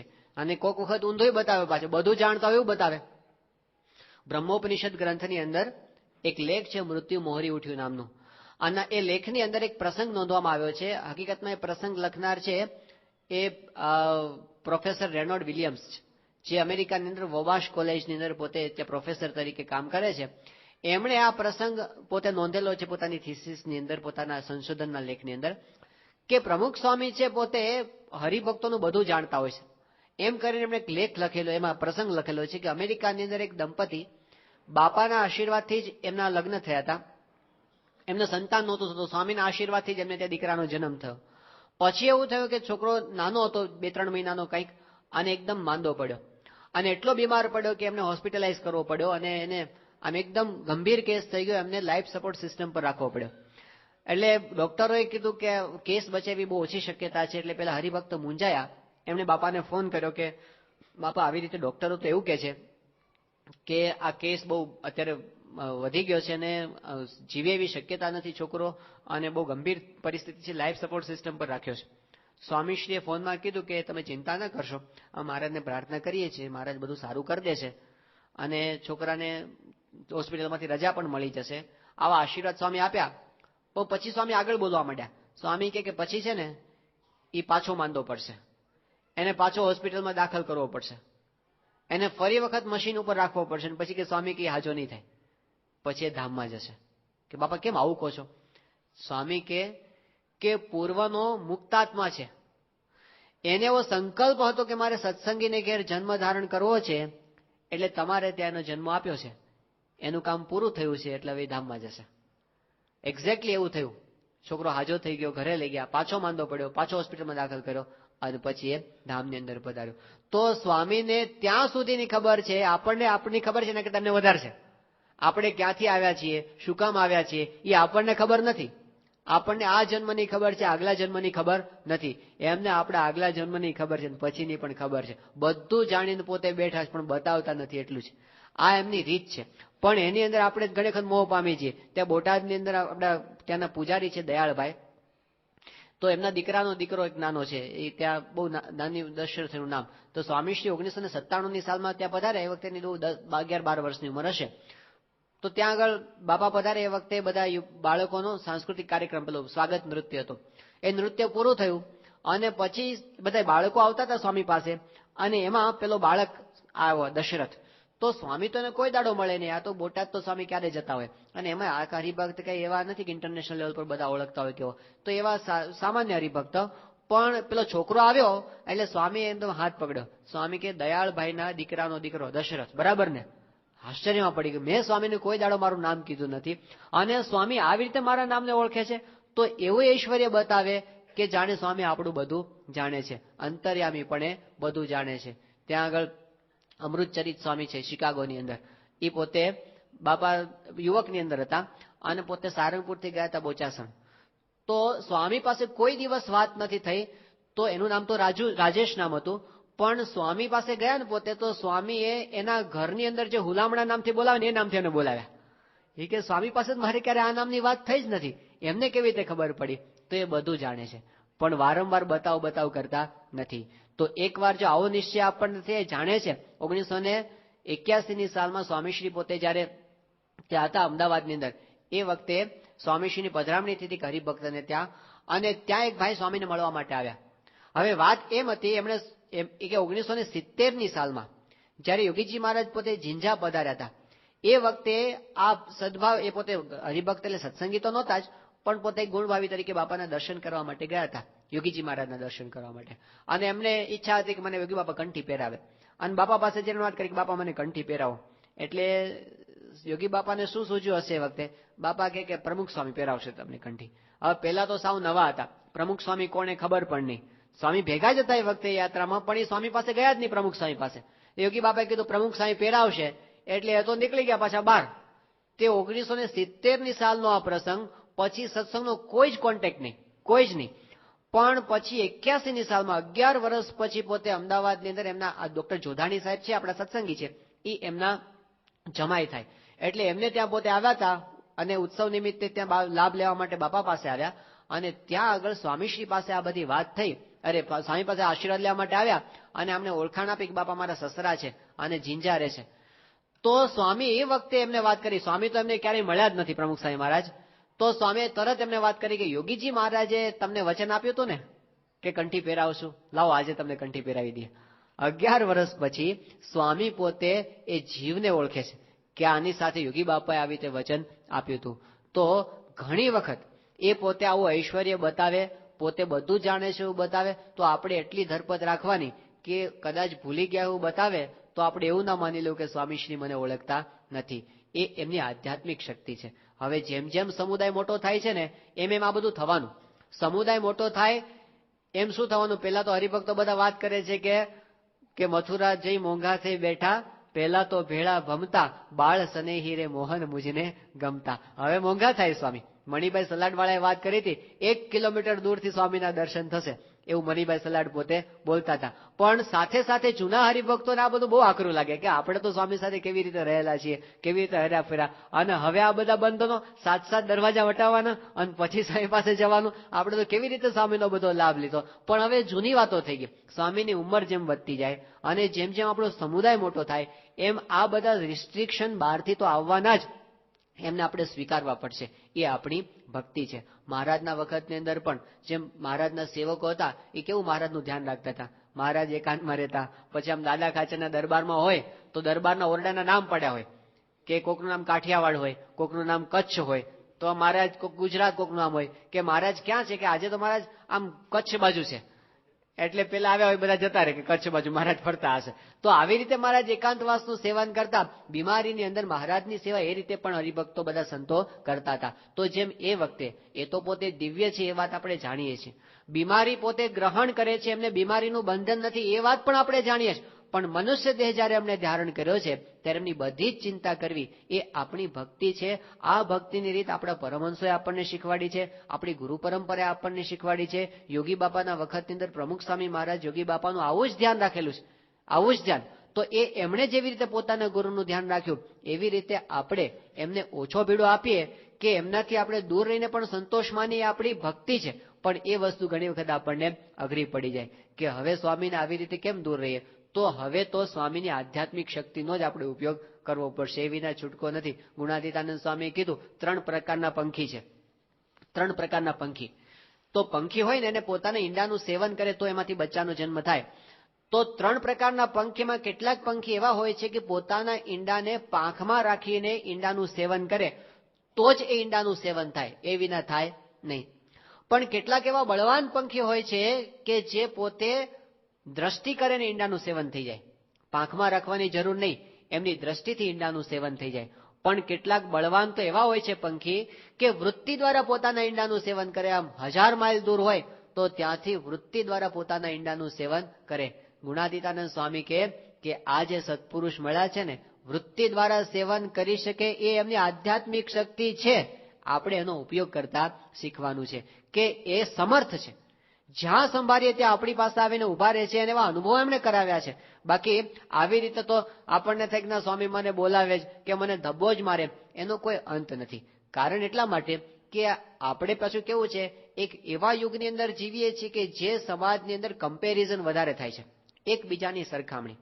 કે તમારી પાસે 50 લાખ શિલિંગ છે એનો તમે આનંદ નહીં લઈ શકો, કારણ કે તમારા પાડોશીની પાસે 5 કરોડ શિલિંગ છે, નહીં લઈ શકો.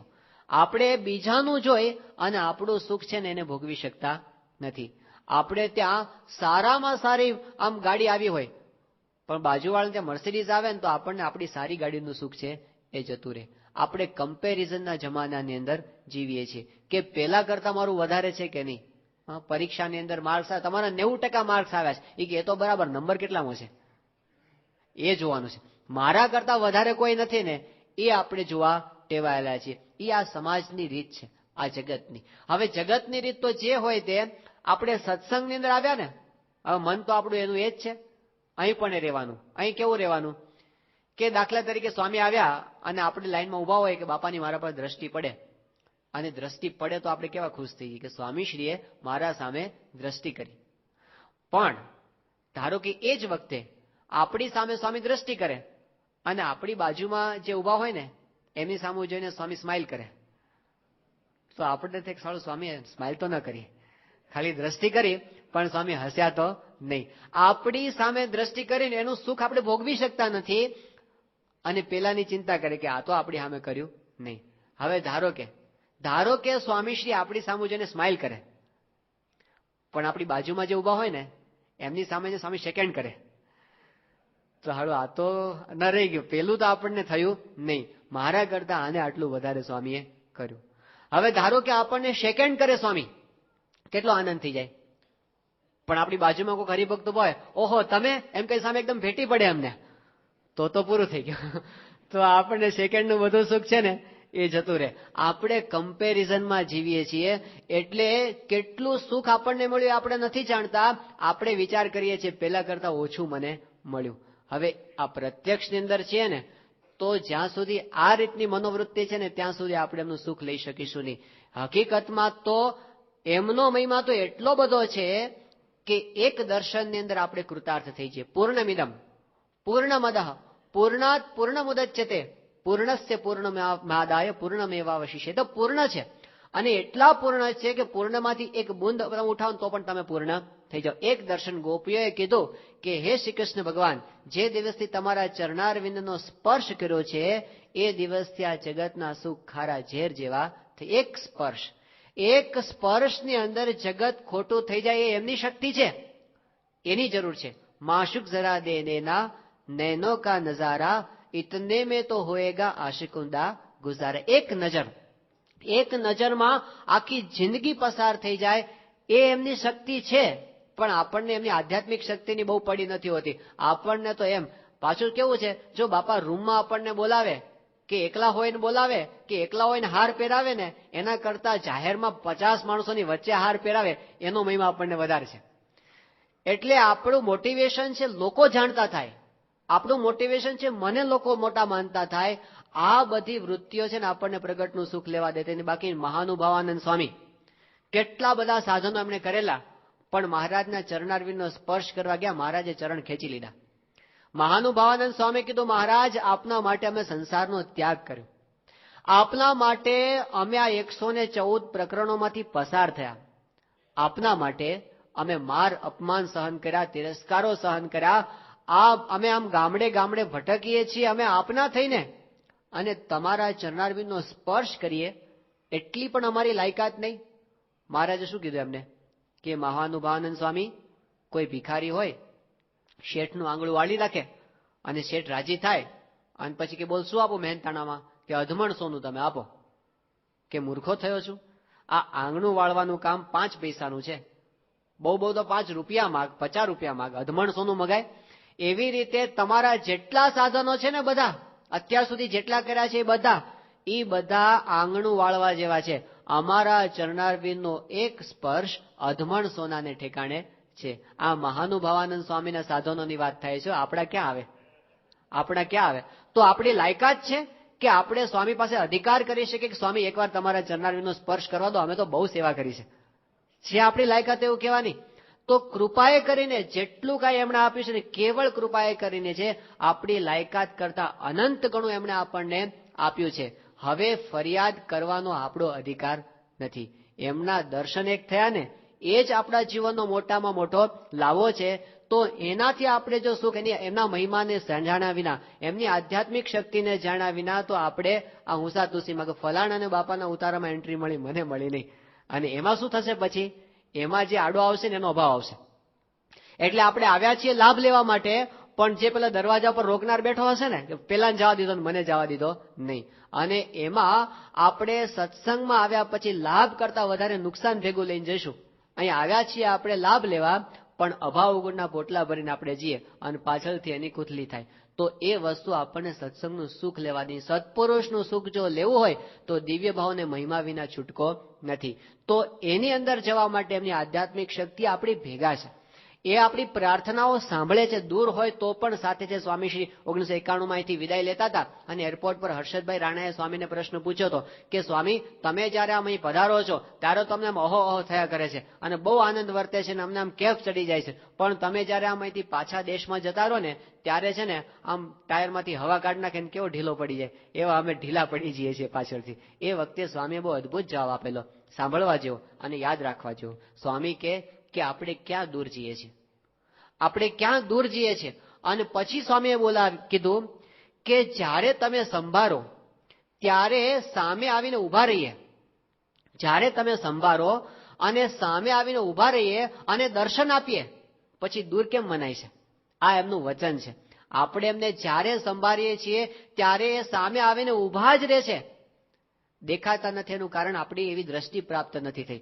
તમે જ્યારે સંભાળો, ગુણાતીતાનંદ સ્વામી કે આપતકાળ આવે તો લીલા ખડને દંડવત કરજો, એમારીને રક્ષા કરનારામાં બેઠા છે, ભેગા છે, 24 કલાક ભેગા છે. જ્યારે સંભાળો ત્યારે ભેગા છે. ડોક્ટર સ્વામી પેલો સેટેલાઇટ ફોન બધાને આપે છે, ગમે તો હોય ને કે લો ક્યારે એંગેજ નહીં આવે, અડધી રાત્રે કરશો તો એંગેજ નહીં આવે. શું આપે છે? બાપાને એક ફોટોગ્રાફ આપે છે, તમે સંભાળજો.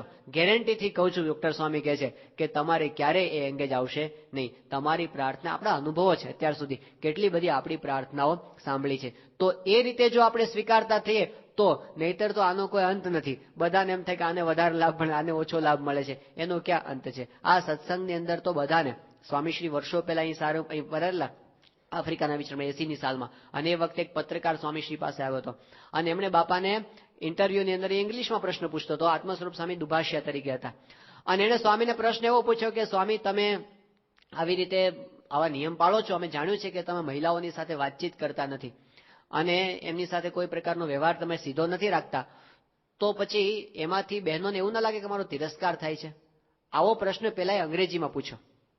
હવે એ પ્રશ્ન પૂછો ને સ્વામી આ પ્રશ્ન સામે એટલા બધા ભાવમાં આવી ગયા ને કે આત્મ સ્વરૂપ સ્વામીને પેલા પ્રશ્ન સમજાવે પછી સ્વામીને જવાબ આપવાનો હોય, પણ સ્વામી વહેલો જવાબ આપવા માંડ્યા.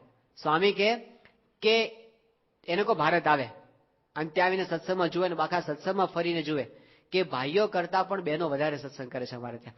સ્વામી કે એ લોકોને તિરસ્કાર લાગતો હોય તો ક્યાંથી સત્સંગની અંદર આવે? સ્વામી કે આ તો અમારા નિયમ છે, મહારાજનો આદેશ છે. અમારા નિયમમાં રહીને અમે ભજન કરીએ છીએ અને કલ્યાણ તો મહારાજ પુરુષોનું કરે છે, સ્ત્રીઓનું કરે છે, બધાનું કલ્યાણ ભગવાન પોતે કરે છે. આ વાત જયારે કરીને એટલે આત્મ સ્વરૂપ સ્વામી એકદમ ડઘાઈ ગયા. એમને થયું કે સ્વામી અંગ્રેજી ક્યારથી જાણતા થઈ ગયા, કારણ કે પેલા પ્રશ્ન તો અંગ્રેજીમાં પૂછ્યો હતો અને સ્વામી જવાબ આપવા માંડ્યા. પણ વધારે આશ્ચર્ય શું થયું કે પેલો જવાબ લખવા માંડ્યો. એટલે એમને થયું કે સ્વામી અંતર્યામી છે, ઓલો પત્રકાર ક્યાં અંતર્યામી છે? એ ક્યાંક આડું અવળું છાપી મારશે તો કાલ છાપામાં આપણું કઈ ખરાબ દેખાશે. એટલે એમને કીધું તું વાંચ. સ્વામી બોલે છે ને તું તારી મેળે લખવા માંડ્યો તો તે શું લખ્યું છે તું વાંચ. અને એને વાંચ્યું. સ્વામી જે ગુજરાતીમાં બોલેલા એનું એક્ઝેક્ટ ઇંગ્લિશમાં ટ્રાન્સલેશન પેલા એ કર્યું હતું. ત્યારે આત્મ સ્વરૂપ કે મને અમથો વચ્ચે બેહાડે છે, મારી કઈ જરૂર નથી. આ તો એમને વાતો કરી શકે છે, પેલાને વાત પોતાની સમજાવી શકે છે. પણ સ્વામીશ્રીએ કહેવાનો મતલબ શું છે કે કેટલાકને સત્સંગમાં આમ નથી થતું કે તમારે ત્યાં સત્સંગમાં ડિસ્ક્રિમિનેશન છે, બહેનોને દૂર રાખો છો, ભાઈઓને. તો અહીં આધ્યાત્મિક શક્તિ, સત્પુરુષની આધ્યાત્મિક શક્તિથી બધાનું કલ્યાણ કરે છે. દૂર રહેવા છતાં પણ આધ્યાત્મિક પોષણ કરી શકે. આપણને એમ થાય કે મને સ્વામીના ઉતારમાં એન્ટ્રી આજે ન મળી, પણ બહેનોને તો ક્યારેય નથી મળતી, તો પણ એમનું પોષણ તો થાય જ છે, આધ્યાત્મિક પોષણ થાય છે ને સ્વામીના સંકલ્પો પૂરા કરે છે. સ્વામી એમને અક્ષરધામમાં લઈ જાય છે. ત્યાં આપણા હરિભક્ત છે, અમેરિકાની અંદર પેન્સિલ્વેનિયા સ્ટેટની અંદર એલન ટાઉન નામનું એક સિટી છે અને ત્યાં અકુભાઈ નામના આપણે હરિભક્ત રહે છે. એટલે સ્વામીશ્રી સત્સંગ તો એમને છાત્રાલયમાં રહેતા હતા ત્યારથી હતો, પણ ગામની અંદર એકલા પોતે સત્સંગ, એ વિસ્તારની અંદર બીજા કોઈને સત્સંગ નથી. હવે એમાં 1994ની સાલમાં એવું થયું કે એમના માતુશ્રીને કેન્સર થયું.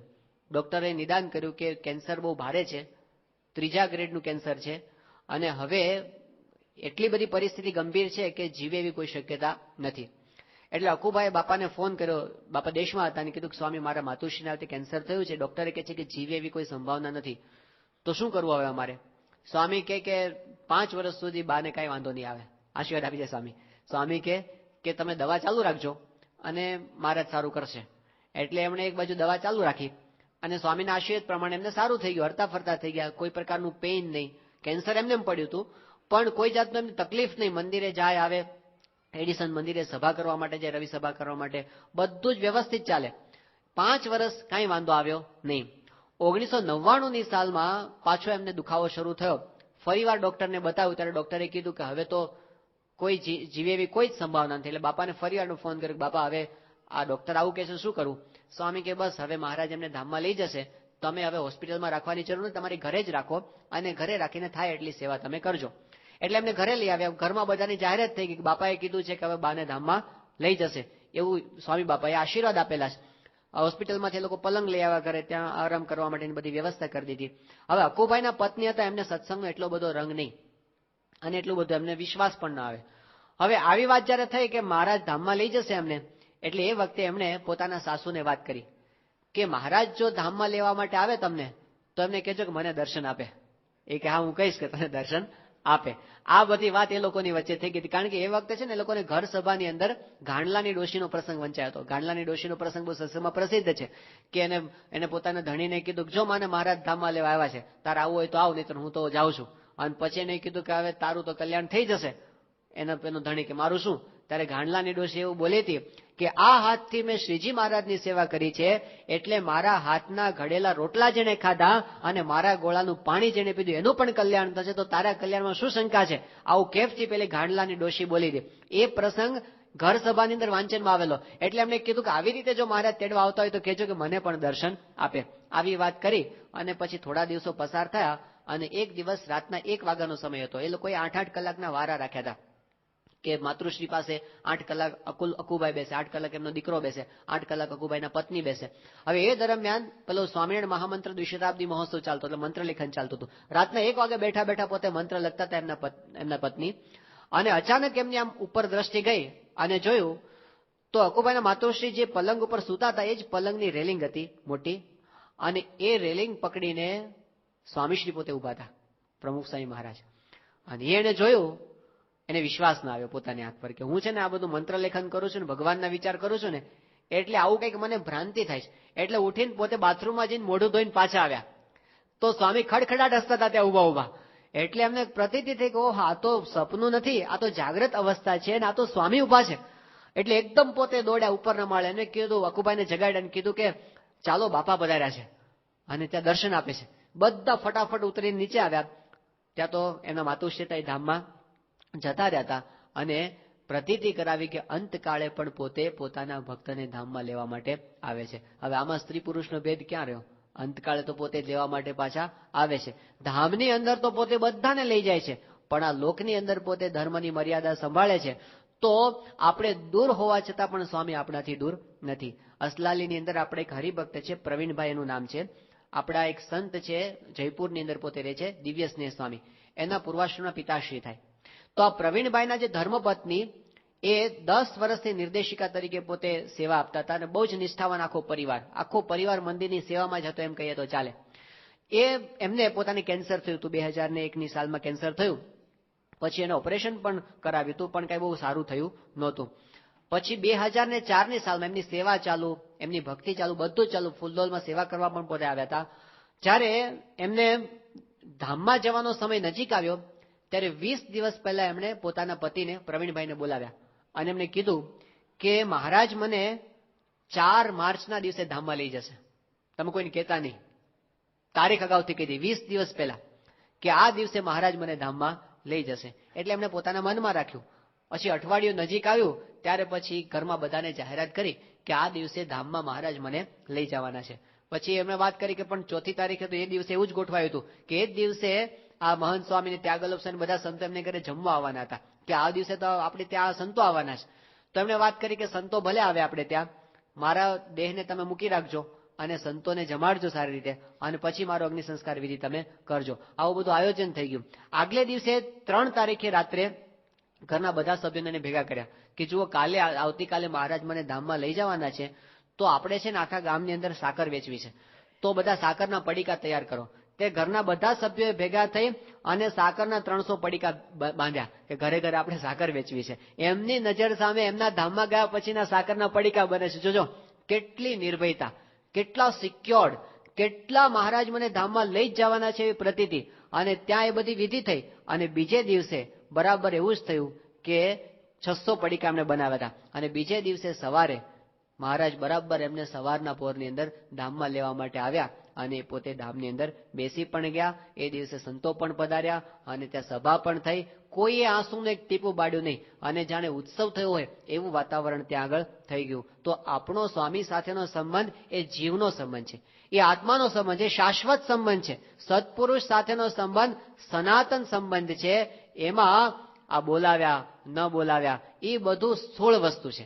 એ આપણે સમજી રાખીએ ને તો વાંધો ના આવે. નહીં તો શું હોય, અમુક જણની પ્રકૃતિ એવી સ્વામી વધારે બોલાવતા હોય એવું બને. ત્યાં સ્વામી સારંગપુરની અંદર હતા અને સંતો બધા બેઠા હતા, તો સ્વામી કે હું ઘનશ્યામ બાપાને વધારે બોલાવું છું અને હરિપ્રકાશ સ્વામીને ઓછું બોલાવું છું. તો શું મને ઘનશ્યામ બાપા પર વધારે હેત છે અને આમના પર ઓછું હેત છે? સ્વામી કેવું કઈ નથી. આ ઘનશ્યામ બાપાની પ્રકૃતિ એવી છે કે આપણે સેજે એમની મજાક કરવાનું મન થાય.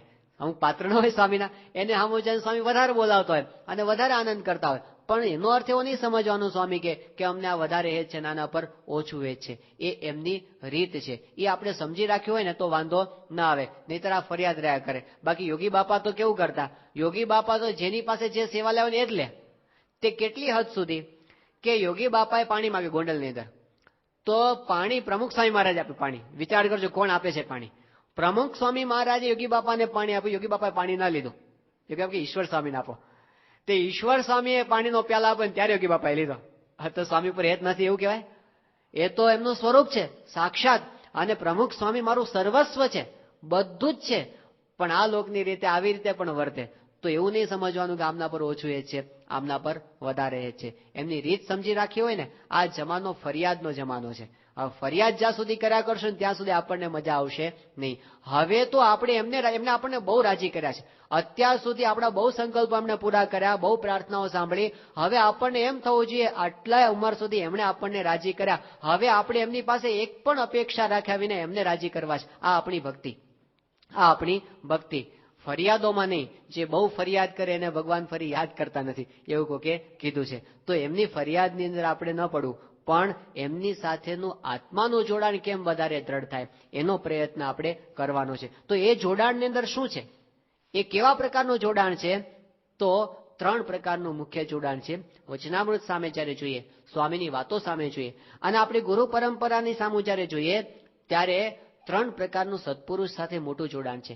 એક છે એમની સાથે હેતે કરીને આપણું જોડાણ થાય, કે સ્વામી આપણા છે ને આપણે એમના છીએ, આ હેતે કરીને જોડાણ. બીજું છે કે એમનો મહિમા જાણીને આપણને એમની સાથે જોડાણ થાય. અને ત્રીજું છે એમની આજ્ઞાનું અને અનુવૃત્તિનું પાલન કરીએ, એમની મરજીમાં હોમાઈ જઈએ, એ આપણું એમની સાથેનું જોડાણ છે. તો આ 3 પ્રકારનું જોડાણ જેમ જેમ વધતું જાય એમ એમ આપણે સ્વામીની વધુ ને વધુ નજીક જતા, ભલે ને લાખ ગાવ દૂર હોય તો પણ એમની સાથે આપણે છીએ. તો જેમનું મન, યસ્ય મનઃ યત્ર લગ્નમ, જેનું મન જ્યાં લાગેલું છે ને એ એનાથી ક્યારેય દૂર હોતા નથી. એને સંભાળો તો એ આપણી સાથે ને સાથે જ છે. સત્પુરુષને વિશે અનન્ય હેત કરી દેવું, એવું હેત જેવું મા બાપને વિશે છે, જેવું ભાઈને વિશે છે, જેવું પુત્રને વિશે છે, જેવું સ્ત્રીને વિશે હેત છે, એવું હેત જો ભગવાનને સંતને વિશે થઈ જાય તો મહારાજ મધ્યના 59માં વચનામૃતમાં કહે છે, એ હેતે કરીને જેવું કૃતાર્થ થઈ જાય છે. આ કૃતાર્થપણું એ સામાન્ય વસ્તુ નથી. કૃતાર્થપણું એ બિલ ગેટ્સ પાસે નથી. કૃતાર્થપણું એ દુનિયાના પ્રેસિડેન્ટ પાસે નથી. કૃતાર્થપણું પ્રાપ્ત કરવું એ બહુ જ મોટી વસ્તુ છે. મહારાજ કે હેતે કરીને, સત્પુરુષ સાથે હેતે કરીને જીવ કૃતાર્થ થઈ જાય.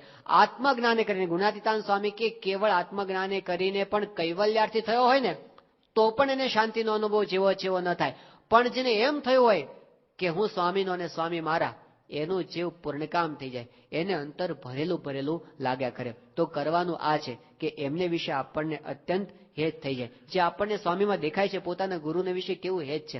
2002ની સાલમાં સ્વામી શ્રી સારંગપુરમાં હતા અને એ વખતે હરિજયંતિનો ઉત્સવ કરવામાં આવ્યો હતો ત્યાં સ્મૃતિ મંદિર, શાસ્ત્રીજી મહારાજના સ્મૃતિ મંદિરે.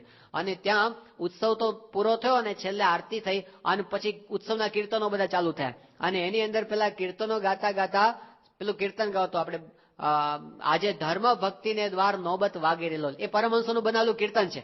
એ કીર્તન ચાલુ હતો અને એમાં કોઈ સંતોને સૂઝ્યું એટલે એમને શબ્દો ફેરવ્યા અને આજ ધર્મ ભક્તિને દ્વાર નોબત વાગે રે લોલ, એ શબ્દને ફેરવીને એવું બોલ્યા કે આજ યજ્ઞ પુરુષને દ્વાર નોબત વાગે રે લોલ. સ્મૃતિ મંદિરમાં જ ઉત્સવ થતો હતો અને યજ્ઞ પુરુષને દ્વાર બોલ્યા ને, સ્વામીશ્રી પોતે ઠાકોરજીને ઝુલાવતા હતા. આ શબ્દો આવ્યા ને, સ્વામીનો આખો રંગ ફરી ગયો. યજ્ઞ પુરુષ શબ્દ આવે ને, સ્વામી 45 ડિગ્રી આમ ફરી ગયા, જે બાજુ સંતો ગાતા હતા ને, અને સ્વામી તાલ આપતા જાય. અને સ્વામી બધાને કીધું નાચો, સંતોને નચાવ્યા, યુવકોને નચાવ્યા અને એટલો બધો સ્વામી આનંદની અંદર હતા. યજ્ઞ પુરુષને દ્વાર નોબત ગાતા જ જાય, સ્વામી પોતે ગાતા જાય. આ સ્વામીને એટલું બધું આ ધૂન ચડી ગઈ ને, યજ્ઞ પુરુષ શબ્દ. સ્વામીશ્રી પોતે ત્યાંથી આપણે ઉતારે, સ્વામી પોતે ઉતારે પધાર્યા. બધા સંતોને યુક્તો હજી સ્મૃતિ મંદિર વાઇન્ડઅપ ને બધું ચાલતું હતું. ઉતારે પધાર્યા, સ્વામી પોતે બાથરૂમમાં જઈને બહાર આવ્યા અને જેવા સ્વામી બહાર આવ્યા ને તો સ્વામીએ કીધું કે આજે આ નાચો, આ નાચો. પછી સ્વામી કે આ દીપુ નથી નાચ્યો. દિવ્ય પુરુષ સ્વામીને સ્વામી કે આ નથી નાચ્યો. સ્વામી એનો એન્જિન કોઈ નાચેલા જ નહીં. સ્વામી કે નાચતો. તો સ્વામી પોતે, પેલા તો સ્વામી પોતે નાચતા પોતે કાંઈ જ નહીં, કોઈ પ્રસંગ બીજો હતો જ નહીં. સ્વામી પોતે તાળી પાડતા જાય, આ છેડેથી આ છેડે આવ્યા, ગાતા જાય આજ યજ્ઞ પુરુષને દ્વાર નોબત વાગ. પેલા છેડેથી આ છેડે પાછા આવ્યા, તાળી પાડતા જાય. સ્વામી કે યજ્ઞ પુરુષને દ્વાર નોબત વાગે રેલો. પાછા પલંગમાં બેઠા, સ્વામી કે કૃષ્ણ વલ્લભ સ્વામી કે તમે નાચો, દિવ્ય પુરુષ સ્વામી કે તમે નાચો. તે આજ યજ્ઞ પુરુષને દ્વાર ત્યાં ચાલ્યું. હવે આ વસ્તુ રાતના પૂરી થઈ ગઈ. ઘણા બધા સંતો હરિભક્તો બધા તો ત્યાં હતા સ્મૃતિ મંદિરે. સાથે ખબર પડી કે આજે તો આવું થયું છે ને, આપણે આ દર્શનની અંદર તો રહી ગયા. તો હવે રહી ગયા તો એવું ચાલતું હશે કે સ્વામી પાસે ફરી આ બધું રજૂ કરો. અને સવારમાં સ્વામી પોતે ઠાકોરજી પાસે દર્શન કરવા માટે આવે તો ત્યાં બધું આયોજન કરી રાખ્યું હતું. તો પાછળ રૂપચોકીની અંદર સ્વામી જ્યાં પધાર્યા ને ત્યાં બધા ઇંગ્લિશ બધા પરદેશી સંતો કાયમ ઉભા રહેતા હોય, તો ત્યાં ગાવાનું ચાલુ કર્યું. અને જેવું આ એક જ પંક્તિ, બીજું કઈ કીર્તન જો હતું જ ને, યજ્ઞ પુરુષને દ્વાર નોબત વાગે અને સ્વામી ત્યાં આગળ પાછા શરૂ કરવા માંડ્યા. સ્વામી તાલ દેતા જાય ને પોતે આમ લેતા જાય. ત્યાંથી આગળ આવ્યા અને પેલો રઘુ ભરવાડ અમારે એ વખતે સરપંચ હતો, અત્યારે નથી, પણ સ્વામી એને જોયો અને ત્યાં સંતોએ ગાયું. સ્વામી રઘુ ભરવાડની સાથે નાચ્યા. એની આગળ નીચે ઉતર્યા બહુ સુરેશ ભડલી વાળો, એ આલ્ફા છે, તે એની સાથે સ્વામી. કોઈ સંતોએ ત્યાં ગયું તો ત્યાં સ્વામી લટકા કર્યા. ત્યાંથી સ્મૃતિ મંદિર આવ્યા, તે સ્મૃતિ મંદિરે ઘનશ્યામ બાપાને તૈયાર રાખ્યા હતા. અને ત્યાં શબ્દો પાછા જેવું આવે ને, આજ યજ્ઞ પુરુષને દ્વારા શબ્દ આવે ને, સ્વામીનો આખો કલર છે એ ફરી જાય. શું જાદુ છે કોઈને ખબર પડતી નહોતી. યજ્ઞ પુરુષને દ્વાર નોબત વાગે. અને સ્વામી પેલો આપણે પંપ ભરવાની એક્શન વાળું, આપણે આજ મારે ઘેર પેલું વિડીયો છે ને એની અંદર જોઈએ છીએ, આ જ પંક્તિ ઉપર સ્વામી કેટલી બધી સ્મૃતિઓ આપી. પાછો પૂજાની અંદર પધાર્યા અને પૂજામાં છેલ્લું કીર્તન આ ગવાયું. પાછા સ્વામી કૃષ્ણપ્રિય સ્વામી ઘનશ્યામ બાપા બધાને ઉભા કર્યા અને સ્વામી પોતે પણ મુજરા કર્યા.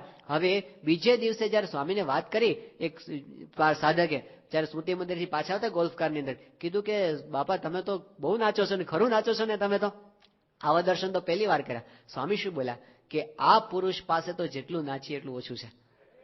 એમને મન આ મહિમા છે. બાકી સ્વામીની સહજ પ્રકૃતિ આવી નાચવા કરવાની નથી. એ તો પોતે આપણે વાત કરી હતી કે ધીર ગંભીર પ્રકૃતિ છે સ્વામીની. ધારી ધર્મ સમુદ્ર સરખા ગંભીર જ્ઞાને જશો. ગંભીર પ્રકૃતિ છે સ્વામીની, પણ એમનાથી રહેવાતું નથી.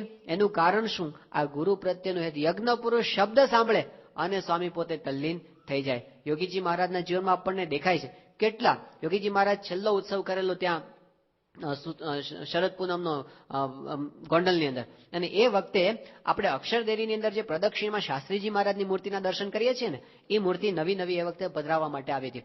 તો જયારે અમદાવાદથી મૂર્તિ તૈયાર થઈને આવી, બોક્સમાં પેક થઈને આવી હતી, યોગી બાપાના રૂમની અંદર એ મૂર્તિ લાવવામાં આવી અને ત્યાં આગળ જ પેલી પેટી ખોલીને બાપાને બતાવ, બાપા મૂર્તિ આવી ગઈ છે. અને જેવો યોગી બાપાની સામે શાસ્ત્રીજી મહારાજની મૂર્તિ મૂકવામાં આવી, શાસ્ત્રીજી મહારાજની મૂર્તિના દર્શન કરતા કરતા યોગીજી મહારાજ લીન થઈ ગયા હાથ જોડીને. અડધો કલાક સુધી એક પણ શબ્દ બોલ્યા વિના એકીટ હશે યોગી બાપા દર્શન જ કર્યા કરે, દર્શન જ કર્યા કરે શાસ્ત્રી મહારાજના. અને પછી આખા શરીર ઉપર, આખી મૂર્તિ ઉપર યોગી બાપા એકદમ પ્રેમથી હાથ ફેર્યો અને પછી બાપા બોલ્યા, યોગી બાપા, કે મારા ગુરુ આવા જ હતા અને આવી જ રીતે બેસીને મારા ગુરુ ધ્યાન કરતા હતા. આવું બોલતા તો યોગી બાપા એકદમ ગદગદ થઈ ગયા. હવે વિચાર કરો, સામે મૂર્તિ છે, પણ મૂર્તિના દર્શન કરતા સ્વામી કેવા તલ્લીન થઈ. આપણે તો પ્રત્યક્ષ સામે હોય છે, પણ અડધો કલાક એક ધારા આટલા પ્રેમથી દર્શન કરવા, કેટલો સ્નેહ હશે એમને એમના ગુરુ પ્રત્યે. તો એમણે આપણને શીખવાડ્યું કે આવા હેતે કરીને સત્પુરુષને વિશે જોડાણ થાય, એમાં જાજુ કાંઈ નહીં, અમ તમણા ને તમ અમણા એવું કરી દેવાનું. તો હેતે કરીને જીવ કૃતાર્થ થઈ જાય છે. એમને આપણે પોતાના માની લેવા અને આપણે એમના થઈ જવું. આ હેતનો યોગી બાપા જ્યારે મુંબઈની અંદર હતા અને એ વખતે આફ્રિકાથી હરિભક્તોનો કાગળ આવ્યો અને મેં કીધું, બાપા આપને અમારી પ્રાર્થના છે કે જેવી રીતે અમુક અમુક હરિભક્તો આપને વિશે જોડાયા છે, આખું નામ હતું મોટા મોટા હરિભક્તોના, એવી રીતે અમે આપને વિશે જોડાઈ શકીએ એવી આપને પ્રાર્થના છે. આ કાગળ યોગી બાપા પાસે આવ્યો. યોગી બાપાએ કાગળ વાંચી અને બાજુ મૂકી. યોગી બાપા કે લ્યો, લખતાય નથી આવડતું. પછી યોગી બાપા કે આમણે વાત કરી છે કે ફલાણા ફલાણા તમારા વિશે જોડાણા છે, એવી રીતે જોડાજો. યોગી બાપા કે આને કઈ જોડાણા કહેવાય? જોડાણા તો કોને કહેવાય? કે અમે જેવી રીતે શાસ્ત્રીજી મહારાજની સાથે જોડાઈ ગયા અને એકમેક એમની સાથે થઈ ગયા, એવી રીતે જે જોડાય ને એનું નામ જોડાણા કહેવાય. બાકી તો બધા ઓળખ્યા કહેવાય, કઈ જોડાણા કહેવાય નહીં.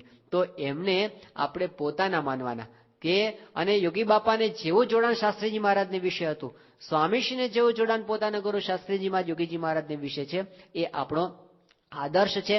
અને એ જોડાણ છે એ આપણા જીવને કૃતાર્થ કરી નાખે. તો એમને વિશે આપણે જોડાણ કરવાનું. કયા ભાવથી કરવાનું? તો એ પોતે આપણા થયા છે, આપણે એમના થયા છે એવું સમજીને. બીજું કયા ભાવથી? કે એ પોતે પ્યોર છે, પ્યોર. આપણે કોઈને દાખલા તરીકે ઉભા હોઈએ રસ્તા ઉપર અને કોઈ હરિભક્ત આપણી પાસે આવે અને કે તમારી પેન મને આપો ને, મારે થોડું કામ છે. તો આપણને ખબર હોય કે એને કંઈક સહી કરીને પાછી આપવી છે, તો આપણે વાપરવા માટે આપીએ પણ ખરા કે ચલ વાંધો નહીં, વાપરીને પાછી આપજે.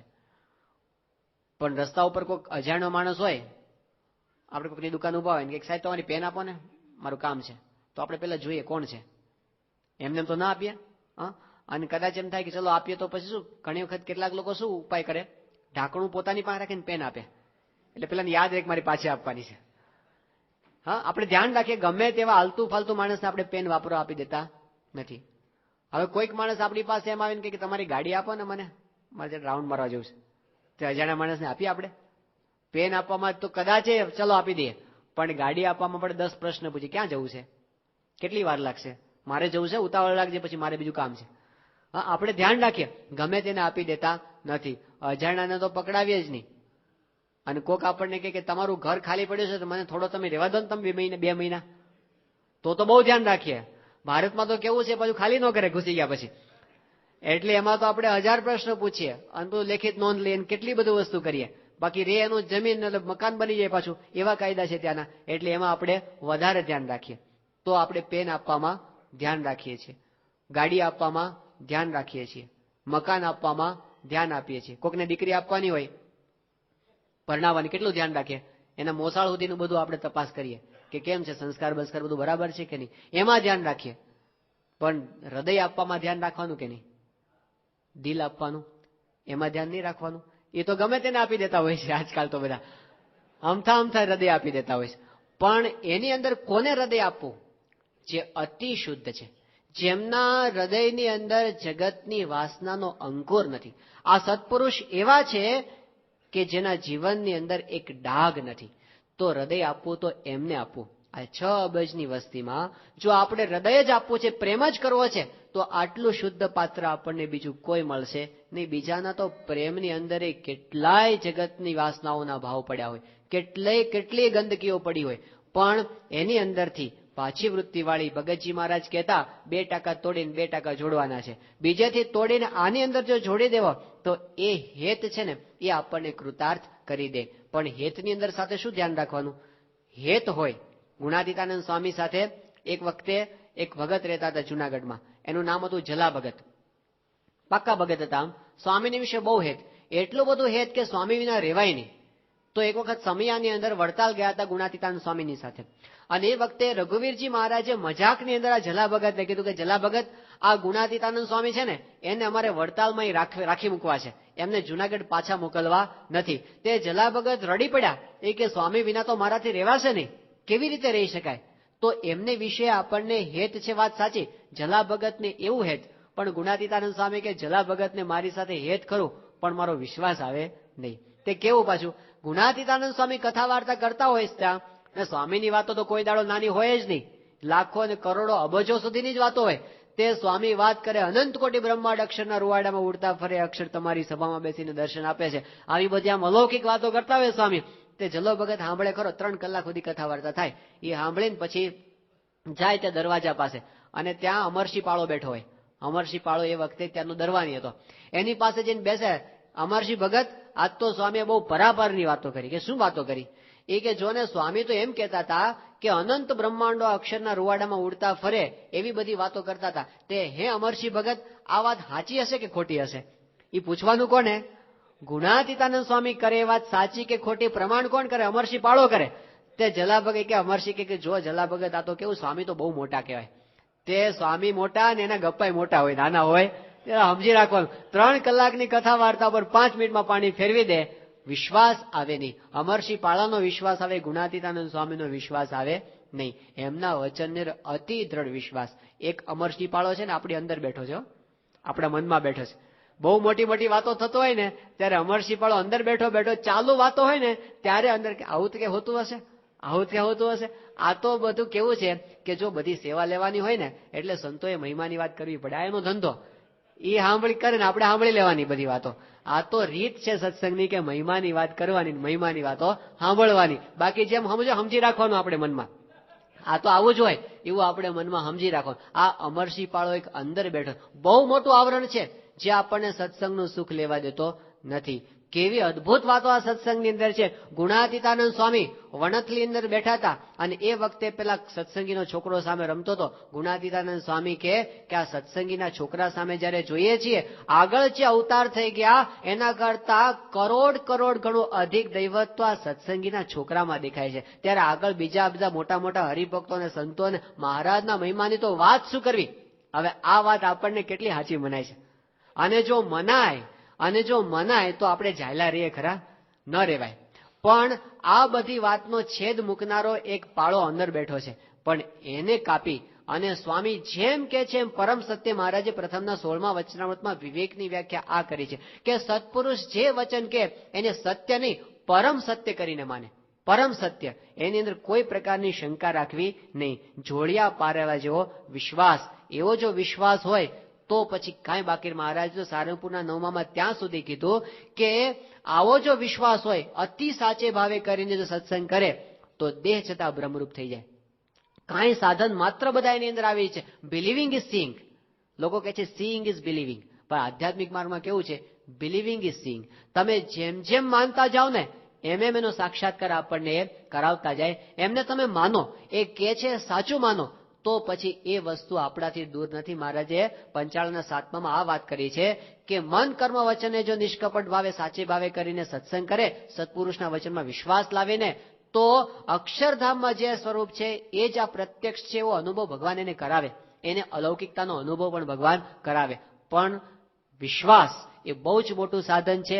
એના વિના એક ડગલું આધ્યાત્મિક માર્ગમાં ચાલી શકાય એમ નથી. આપણી બુદ્ધિ ત્યાં ચાલે એમ નથી. અતિ દ્રઢ વિશ્વાસ, હેત વિશ્વાસ. ગુણાતીતાનંદ સ્વામી ત્યાં સભામાં બેઠા હતા અને સ્વામીને વાત કરી, સ્વામી સત્સંગમાં વાતો તો થાય છે કે આ સત્સંગમાં જીવ બ્રહ્મરૂપ થઈ જાય, એટલો બધો આ સત્સંગનો મહિમા છે, પણ જીવ બ્રહ્મરૂપ કેમ થતો નથી? ગુણાતીતાનંદ સ્વામી કે હેતે કરીને સત્પુરુષમાં જીવ બાંધ્યો નથી. અને હેતે કરીને સત્પુરુષમાં જીવ બાંધ્યો હોય કદાચ, પણ એમનો વિશ્વાસ આવે નહીં. અને પછી સ્વામી કહે છે કે વિશ્વાસ તો હોય તો પણ નિષ્કપટપણે વર્તાય નહીં. અને જો નિષ્કપટપણે વર્તે તો જીવ ભ્રમરૂપ થયા વિના રહે નહીં. એ સિદ્ધાંત વાત છે એમનો. આ સિદ્ધાંત કે જો આપણે અતિ દ્રઢ વિશ્વાસ સાથે નિષ્કપટપણે વર્તીએ. નિષ્કપટપણે વર્તવું એટલે શું? તો મહારાજે પણ લોયાના 5મા વચનામૃતની અંદર વાત કરી કે આપણને પંચ વર્તમાન સુધી સંબંધી આપણી અંદર કાચપ હોય, સત્પુરુષ પાસે કહી દેવી. આપણી અંદર કોઈ એવો સ્વભાવ હોય આપણાથી ટાળ્યો ટળતો ન હોય, એ કહી દેવો જોઈએ. પછી વાત કરી કે કોઈનો બહુ અવગુણ આવતો હોય અને આપણે સતત એનાથી ડિસ્ટર્બ રહેતા હોય, એની વાત પણ સત્પુરુષની પાસે કહી દેવી. અને ત્રીજી વાત કહે છે કે આપણને સત્પુરુષ વિશે મનુષ્યભાવ આવ્યા કરતો હોય અને એ આપણાથી ટાળ્યો ટળતો ન હોય, એની વાત પણ સત્પુરુષની પાસે કહેવી. ગુણાતીતાનંદ સ્વામી કે મોટા પાસે નિષ્કપટ થવામાં બહુ લાભ છે. એક જણને રૂપ દેખાઈ ગયું, એનો આકાર મનમાં બંધાઈ ગયો, પછી એમને મોટા સંત પાસે વાત કરી. તે મોટા સંત તો દયાળુ છે કે મહારાજની સ્તુતિ કરી અને એના મનમાંથી રૂપના ઘાટ છે મહારાજે મટાડી દીધા. તો આવી રીતે એ આપણા થાય છે. જ્યારે આપણે એમની પાસે નિષ્કપટ થઈએ ત્યારે એ આપણા જમાન બનતા હોય છે. તો હેત વિશ્વાસ અને નિષ્કપટપણું આ પહેલું જોડાણ છે. બીજું એમને વિશે આપણું જોડાણ છે એમને વિશે મહિમાનું જોડાણ. યોગીજી મહારાજ પોતે કહેતા ધ્યાન એટલે શું? તો મહિમાનો વિચાર એ ધ્યાન છે. જેમ જેમ આપણે એમના મહિમાનો વિચાર કરતા જઈએ એમ એમ આપણે એમનાથી વધારે ને વધારે નજીક આવતા જઈએ. આ નિશ્ચય રૂપી ધ્યાન છે. અને એ ધ્યાન જેને થયું, જગત ખોટું થઈ જાય છે. એને બીજું કાંઈ દેખાતું નથી. આપણે વિવેકસાગર સ્વામી પેલી વાત કરી હતી આફ્રિકાના મગનભાઈના, કેવો એમનો સત્સંગ. તે એમને પહેલા તો બીજું કાંઈ સાધન બીજા કાંઈ કર્યા નહોતા, પણ ઓળખાણ શાસ્ત્રીજી મહારાજની થઈ ગઈ અને મહિમાએ સહિત ઓળખાણ. તે એટલું બધું કે મગનભાઈનું આખું જીવન પરિવર્તન. પછી એમને રાત દિવસ એમ થયા કરે કે શાસ્ત્રીજી મહારાજ જેવા પુરુષ આપણને મળ્યા છે, તો હવે આના સિવાય બીજું કરવાનું છે શું? આ જ કરવાનું છે. તો રાત દિવસ એના વિચારો. જે જોનારા છે તો એવી વાત કરે છે કે મગનભાઈ પોતે આરતી ઉતારતા એટલા બધા તલ્લીન થઈ જતા, આરતી પૂરી કરી શકતા નહીં, પડી જતા. ઘણી વખત તો એવું થતું, સૂતા હોય રાતના અને અડધી રાત્રે આમ પડખું ફરતા આમ જાગી ગયા હોય ને, પથારીમાં ઉછળે મગનભાઈ, ઓહો શાસ્ત્રીજી મહારાજ મળ્યા, રેવાય નહીં એમનાથી. તે મગનભાઈને એવો ચસ્કો લાગ્યો પછી તો જે આવે એને આ વાત કરે કે આપણને આ વાત મળી છે તો આના સિવાય બીજું કરવાનું છે શું? સ્ટેશન માસ્ટર હતા ટરોરોની અંદર અને કોઈ આવે મગનભાઈ પાસે સામાન લેવા માટે. સ્વામીએ પણ આ વાત કરી હતી કે સાહેબ મારું પાર્સલ છે, છોડાવવા માટે આવ્યો છું. મગનભાઈ કે પાર્સલ તો મળશે પણ થોડી વાત સાંભળો મારી. પણ કે સાહેબ મારે ટાઈમ નથી, અત્યારે મારે ઉતાવળ છે ને, હમણાં જવું પડે એમ છે ને. તો કે તો પાર્સલ આજે નહીં મળે, અઠવાડિયા પછી મળશે. એટલે પેલો લોઠાએ બેહે વાત સાંભળવા માટે અને બેહે ને પછી મગનભાઈ કે 10 મિનિટમાં છોડે ને, પછી એને બરાબર અડધો પોણો કલાક એવી વાતો કરે એ સબી જ વાતો એનું અંતર છે એ ભેદાઈ જાય. એ વખતે આફ્રિકાનું વાતાવરણ બધા જૂના હરિભક્તો વાત કરે છે, કાઠિયાવાડ જેવું વાતાવરણ. રાતના સમયે ખાટલા ઢાળીને બધા પત્તા રમવા બેઠા હોય. તે જ્યાં પોગે મગનભાઈ આ પત્તા ટીચતા હોય ને ત્યાં જઈને વાત કરે, તમે મારી વાત સાંભળો 5 મિનિટ. આ લપ ક્યાં આવ્યો? અત્યારે પત્તા રમીએ છીએ અમે, અને એમાં ભગવાનની વાત એ કે ના, તમે મારી વાત 5 મિનિટ તમે સાંભળો. અને 5 મિનિટ લઈને કલાક વિના છોડે નહીં. એ પત્તા ટીચનારા સીએમ પટેલ થયા. સીએમ કાકા જે અત્યંત સ્વામીશ્રીના કૃપાપાત્ર હરિભક્ત લંડનના સત્સંગ મંડળના પ્રમુખ, પણ એ પત્તા ટીચતા હતા. એમને સત્સંગ કરાવનાર કોણ? આ મગનભાઈની નિષ્ઠા. પેલા સીટી પટેલ મોમ્બાસાની અંદર, એ તો થિયોસોફિકલ સોસાયટીના પ્રેસિડેન્ટ હતા. અને એમને પોતે તો કેટલું આધ્યાત્મિક વાંચન કરેલું. અને રમણ મહર્ષિ અને પેલા અરવિંદો એ બધાની સાથે એમણે બધી આધ્યાત્મિક ચર્ચાઓ કરેલી. અને બધા જાત જાતના સંપ્રદાયનું બધું એમણે બધું વાંચેલું અને કરેલું. અને વળી પાછા પોતે ડબલ ગ્રેજ્યુએટ થયેલા. મગનભાઈ તો નોન મેટ્રિક, પેલા ડબલ ગ્રેજ્યુએટ થયેલા. આ પોતે તો આટલી મોટી કંપનીમાં પોતે મેનેજરની પોસ્ટ ઉપર હતા સીટી પટેલ. આ ઓર્ડિનરી સ્ટેશન માસ્ટર હતા. પણ એની પાસે જઈ અને મગનભાઈ કે સીટી, તમે ભલે ગમે એટલી વાતો આધ્યાત્મિક કરતા હો, શાસ્ત્રીજી મહારાજને નહીં ઓળખો ત્યાં સુધી તમારું કલ્યાણ નહીં થાય. હવે એની વાત હતી ને રણકારવાળી હતી, અંતરથી આવતી હતી. એ ભેદાઈ ગયું એમનું અંતર. અને એવો રંગ મગજ પછી તો સીટી કાકા તો એવું હોય તો આપણે શાસ્ત્રીજી મહારાજના દર્શન કરીએ. અને પોતે ભારત આવ્યા અને આણંદની અંદર શાસ્ત્રીજી મહારાજની સાથે મુલાકાત થઈ. બધા પ્રશ્નો લખીને ગયા હતા. એમને બધા આધ્યાત્મિક પ્રશ્નો બધા થયા હોય ને થિયોસોફિકલ સોસાયટીમાં, બધા પ્રશ્નો ખિસ્સામાં ચિઠ્ઠીમાં લખીને મૂક્યા હતા. શાસ્ત્રીજી મહારાજને મળ્યા, એમની ચિઠ્ઠી ખોલવા ન દીધી. શાસ્ત્રીમાં એમને બધા જવાબ આપી દીધા. અને એમને પછી રંગ લાગ્યો અને એ પાક્કા સત્સંગી પોતે થયા. પણ સત્સંગ કરાવનાર આ મગનભાઈ. અને પછી તો વાત કરે છે બધા હરિભક્તો, મગનભાઈની કથા વાર્તા શરૂ થાય, બધા દૂર દૂરથી હરિભક્તો એમની કથા વાર્તા સાંભળવા માટે આવે. તે શનિવાર રાત્રે બધા આવી ગયા હોય અને રાતના વાળું પાણી કરી અને કથા સાંભળવા બે. તે રાતના 9 વાગે બધા દાંતણ લઈને કથામાં બેહે.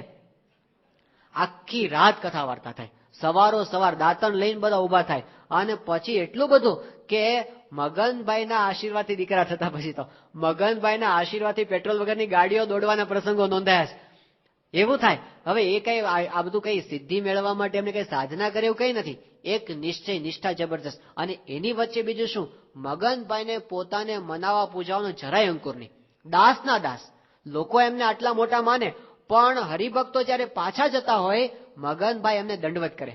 સ્ટેશન ઉપર હરિભક્તોને દંડવત કરે. હરિભક્તો બધા એમને રોકે કે મગનભાઈ તમે તો મોટા છો, તમારે દંડવત ન કરાય. તો ગાડીમાં બેસાઈ જાય ને, ગાડી ચાલુ થાય ને પછી હરિભક્તોને દંડવત કરે. એમનાથી રેવાય નહીં. તો આ એમને હરિભક્તોનો મહિમા. ત્યાં ગરડા આવ્યા હતા, આમ રેતીમાં આળોટે ગરડાની અંદર. તો બધા કે મગનભાઈ તમારો સૂટ ખરાબ થાય છે. એ કે આ તો મહારાજની સંતોની ભક્તોની રમણ રેતી, આનો સ્પર્શ આપણને ક્યાંથી. અલૌકિક મહિમા. તો અખંડ મહિમાની અંદર પોતે રહેતા હતા. તો આ મહિમા એક બહુ જ મોટું ધ્યાન છે. અને જો મહિમાનો સાક્ષાત્કાર થઈ જાય તો પછી આપણે સત્પુરુષ આપણાથી જરાય દૂર ક્યારે આપણને અનુભવાય નહીં. એ ભેગા ને ભેગા અનુભવાય. તો મહિમા એક બહુ જ મોટું જોડાણ છે. એમને વિશે આપણને જેમ વધારે ને વધારે જોડાણ થાય, એમાં ખાસ કરીને દિવ્ય ભાવ. કારણ કે પ્રગટ છે ને એટલે આપણને સાવ આપણા જેવા લાગવાના, અરે ફરે બધું આપણા જેવું કરે. એટલે એ વખતે આપણને પાછું ભૂલાઈ જાય. મહારાજ ત્યાં બેઠા હતા ચરોતરમાં સભા ભરીને, અને પછી એ વખતે ત્યાં પેલા હરિભક્ત હતા અને રાયણ લઈને આવ્યા. તે મહારાજે સભામાં રાયણ વેચાવી. અને એ વખતે કાઠિયાવાડના બધા સુરો ને સોમલો ને માત્રો એ બધા બેઠા હતા. તે એ બધા તો પહેલી વખત જિંદગીમાં રાયણ જોઈ. રાયણ ખાધીને અંદર અંદર વાત કરે કે માળી ગુજરાતની લીંબોળી ભારે મીઠી. તે મહારાજ આ વાત સાંભળી. મહારાજ કે દરબારો શું વાતો કરો કે મહારાજ અહીંની લીંબોળી બહુ મીઠી છે. મહારાજ કે એ લીંબોળી નથી, એ તો રાયણ છે. એ કે એ તો મહારાજ 12 ગાવે બોલી બદલાય. આ બાજુ એને રાયણ કે, અમે એને લીંબોળી કે, બાકી છે તો એનું ઈ. મહારાજ કે એનું એ નથી. આ તમે જુઓ, આની મીઠાશ જો. એ કે મહારાજ મીઠાશ તો એટલા માટે અહીંની પોચી જમીન ને પાણીની છત છે ને ભો ફેર છે, બાકી છે તો લીંબોળી જ. મહારાજ કે આને સમજાવવું કેવી રીતે? ઝાડ બતાવ્યું. આ લીંબોળી છે, લીમડામાંથી થાય. રાયણનું ઝાડ જુદું હોય, આનું બીજ જુદું, આની આખી જાત જુદી છે. પછી માંડ માંડ બેઠું કે હા બરાબર છે, આની જાત આખી જુદી છે.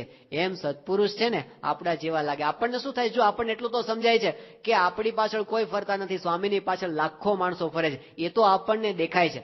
આપણું તો દીકરા માનતા નથી. સ્વામીશ્રી તો પોતે 785 સાધુને આમ આંખના ઈશારે નચાવે છે.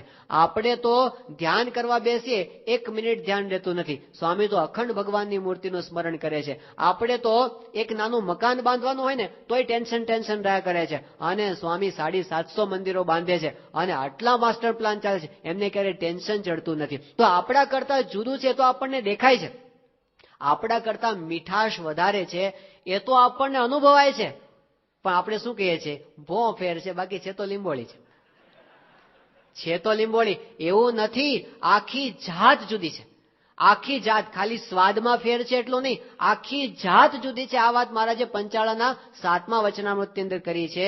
શ્રીજી મહારાજે શ્રીમદ ભાગવતનો મંગલાચરણનો શ્લોક યત્ર ત્રિસર્ગો મૃષા, આ ચરણ આવ્યું, મહારાજે ત્યાં પરમહંસોને વાત કરી. મહારાજ કે જેની અંદર માયાના 3 ગુણનો સર્ગ છે જ નહીં, એમાં દેહ નથી, ઇન્દ્રિયો નથી, અંતઃકરણ નથી, પંચભૂત નથી, પંચ વિષય નથી, ભગવાન પોતે બાળક નથી થતા, યુવાન નથી થતા, વૃદ્ધ નથી થતા, તો થાય છે શું? મહારાજ કે ભગવાન તો પોતે કેવળ અક્ષરધામમાં બેઠા થકા સંકલ્પ કરે છે કે ભક્તો અમને દેખો, એટલે ખાલી દર્શન આપે છે એટલું, બાકી એમને વિશે કાંઈ જ નથી. સ્વામી શ્રી સારંગપુરની અંદર હતા અને સ્નાન કરીને સ્વામી બહાર નીકળ્યા, નિર્ભય સ્વામી સામે ઉભા હતા અને સ્વામી એકદમ ભાવમાં આવી ગયા અને સ્વામી પોતે બોલી ઉઠ્યા, આમ પોતાના શરીર પર હાથ ફેરવ્યો પ્રમુખ સાહેબ મહારાજે. સ્વામી કે યત્ર ત્રિસર્ગો મૃષા, માયાના 3 ગુણનો સર્ગ છે જ નહીં. તો એ વખતે નિર્ભય સ્વામી વાત કરી કે સ્વામી, તમારી જેના પર દ્રષ્ટિ પડે ઈ પણ માયાથી પર થઈ જાય, તો તમારે વિશે તો માયાના 3 ગુણનો સર્ગ હોય જ ક્યાંથી? તો એ પોતે હકીકતમાં છે જ નહીં, કેવળ નાટક છે, કેવળ નાટક, કેવળ નટની લીલા છે, બાકી એમને વિશે કોઈ જ ભાવ નથી. આ સાચો દિવ્ય ભાવ છે. ગુણાતીતાન સ્વામી પ્રસંગ કીધો છે કે અમારા સંતો હતા અને તે ગીરની અંદર ફરવા માટે ગયા અને ત્યાં ગીરના નેસડામાં રહેનારા પેલા બાળકો એ ત્યાં આવ્યા સંતોના દર્શન કરવા માટે. તે સંતોએ એ બાળકોને સાકરની પ્રસાદી આપી. આ છોકરા જન્મ્યા ત્યાંથી ગીરમાં જ રહ્યા હતા, કોઈ દાડો શહેરમાં આવ્યા જ નહોતા, જિંદગીમાં કોઈ દાડો સાકર નહોતી ભાળી. ત્યાં સાકર એમણે લીધી. એમને તો શું કે આપણે પેલો ઝાડ ઉપરથી પેલો ગુંદર ઉખેડી ઉખેડીને ખાઈએ છીએ ને, આ ગુંદર છે, તે ગુંદર કે ખાય સાકર અને માને શું, પાછા બોલે કે આ સાધુ લોકો પાસે છે ને ગુંદર બહુ ગળ્યો છે, એનો ગુંદર છે ને બહુ ગળ્યો છે. તો ગુણાતીતાનંદ સ્વામી કે આ છોકરા છે સ્વાદ સાકરનો લે છે, પણ ગુંદર સમજીને સાકરનો સ્વાદ લે છે. એમ આપણને સ્વાદ આવે છે, પણ હજી આપણે મનુષ્ય સમજીને જ સ્વાદ લઈએ છીએ. મનુષ્ય છે જ નહીં, ભગવાન અને સંતની જાત આખી જુદી છે. એ અક્ષરધામમાં રહ્યા થકા કેવળ આપણને દર્શન આપે છે.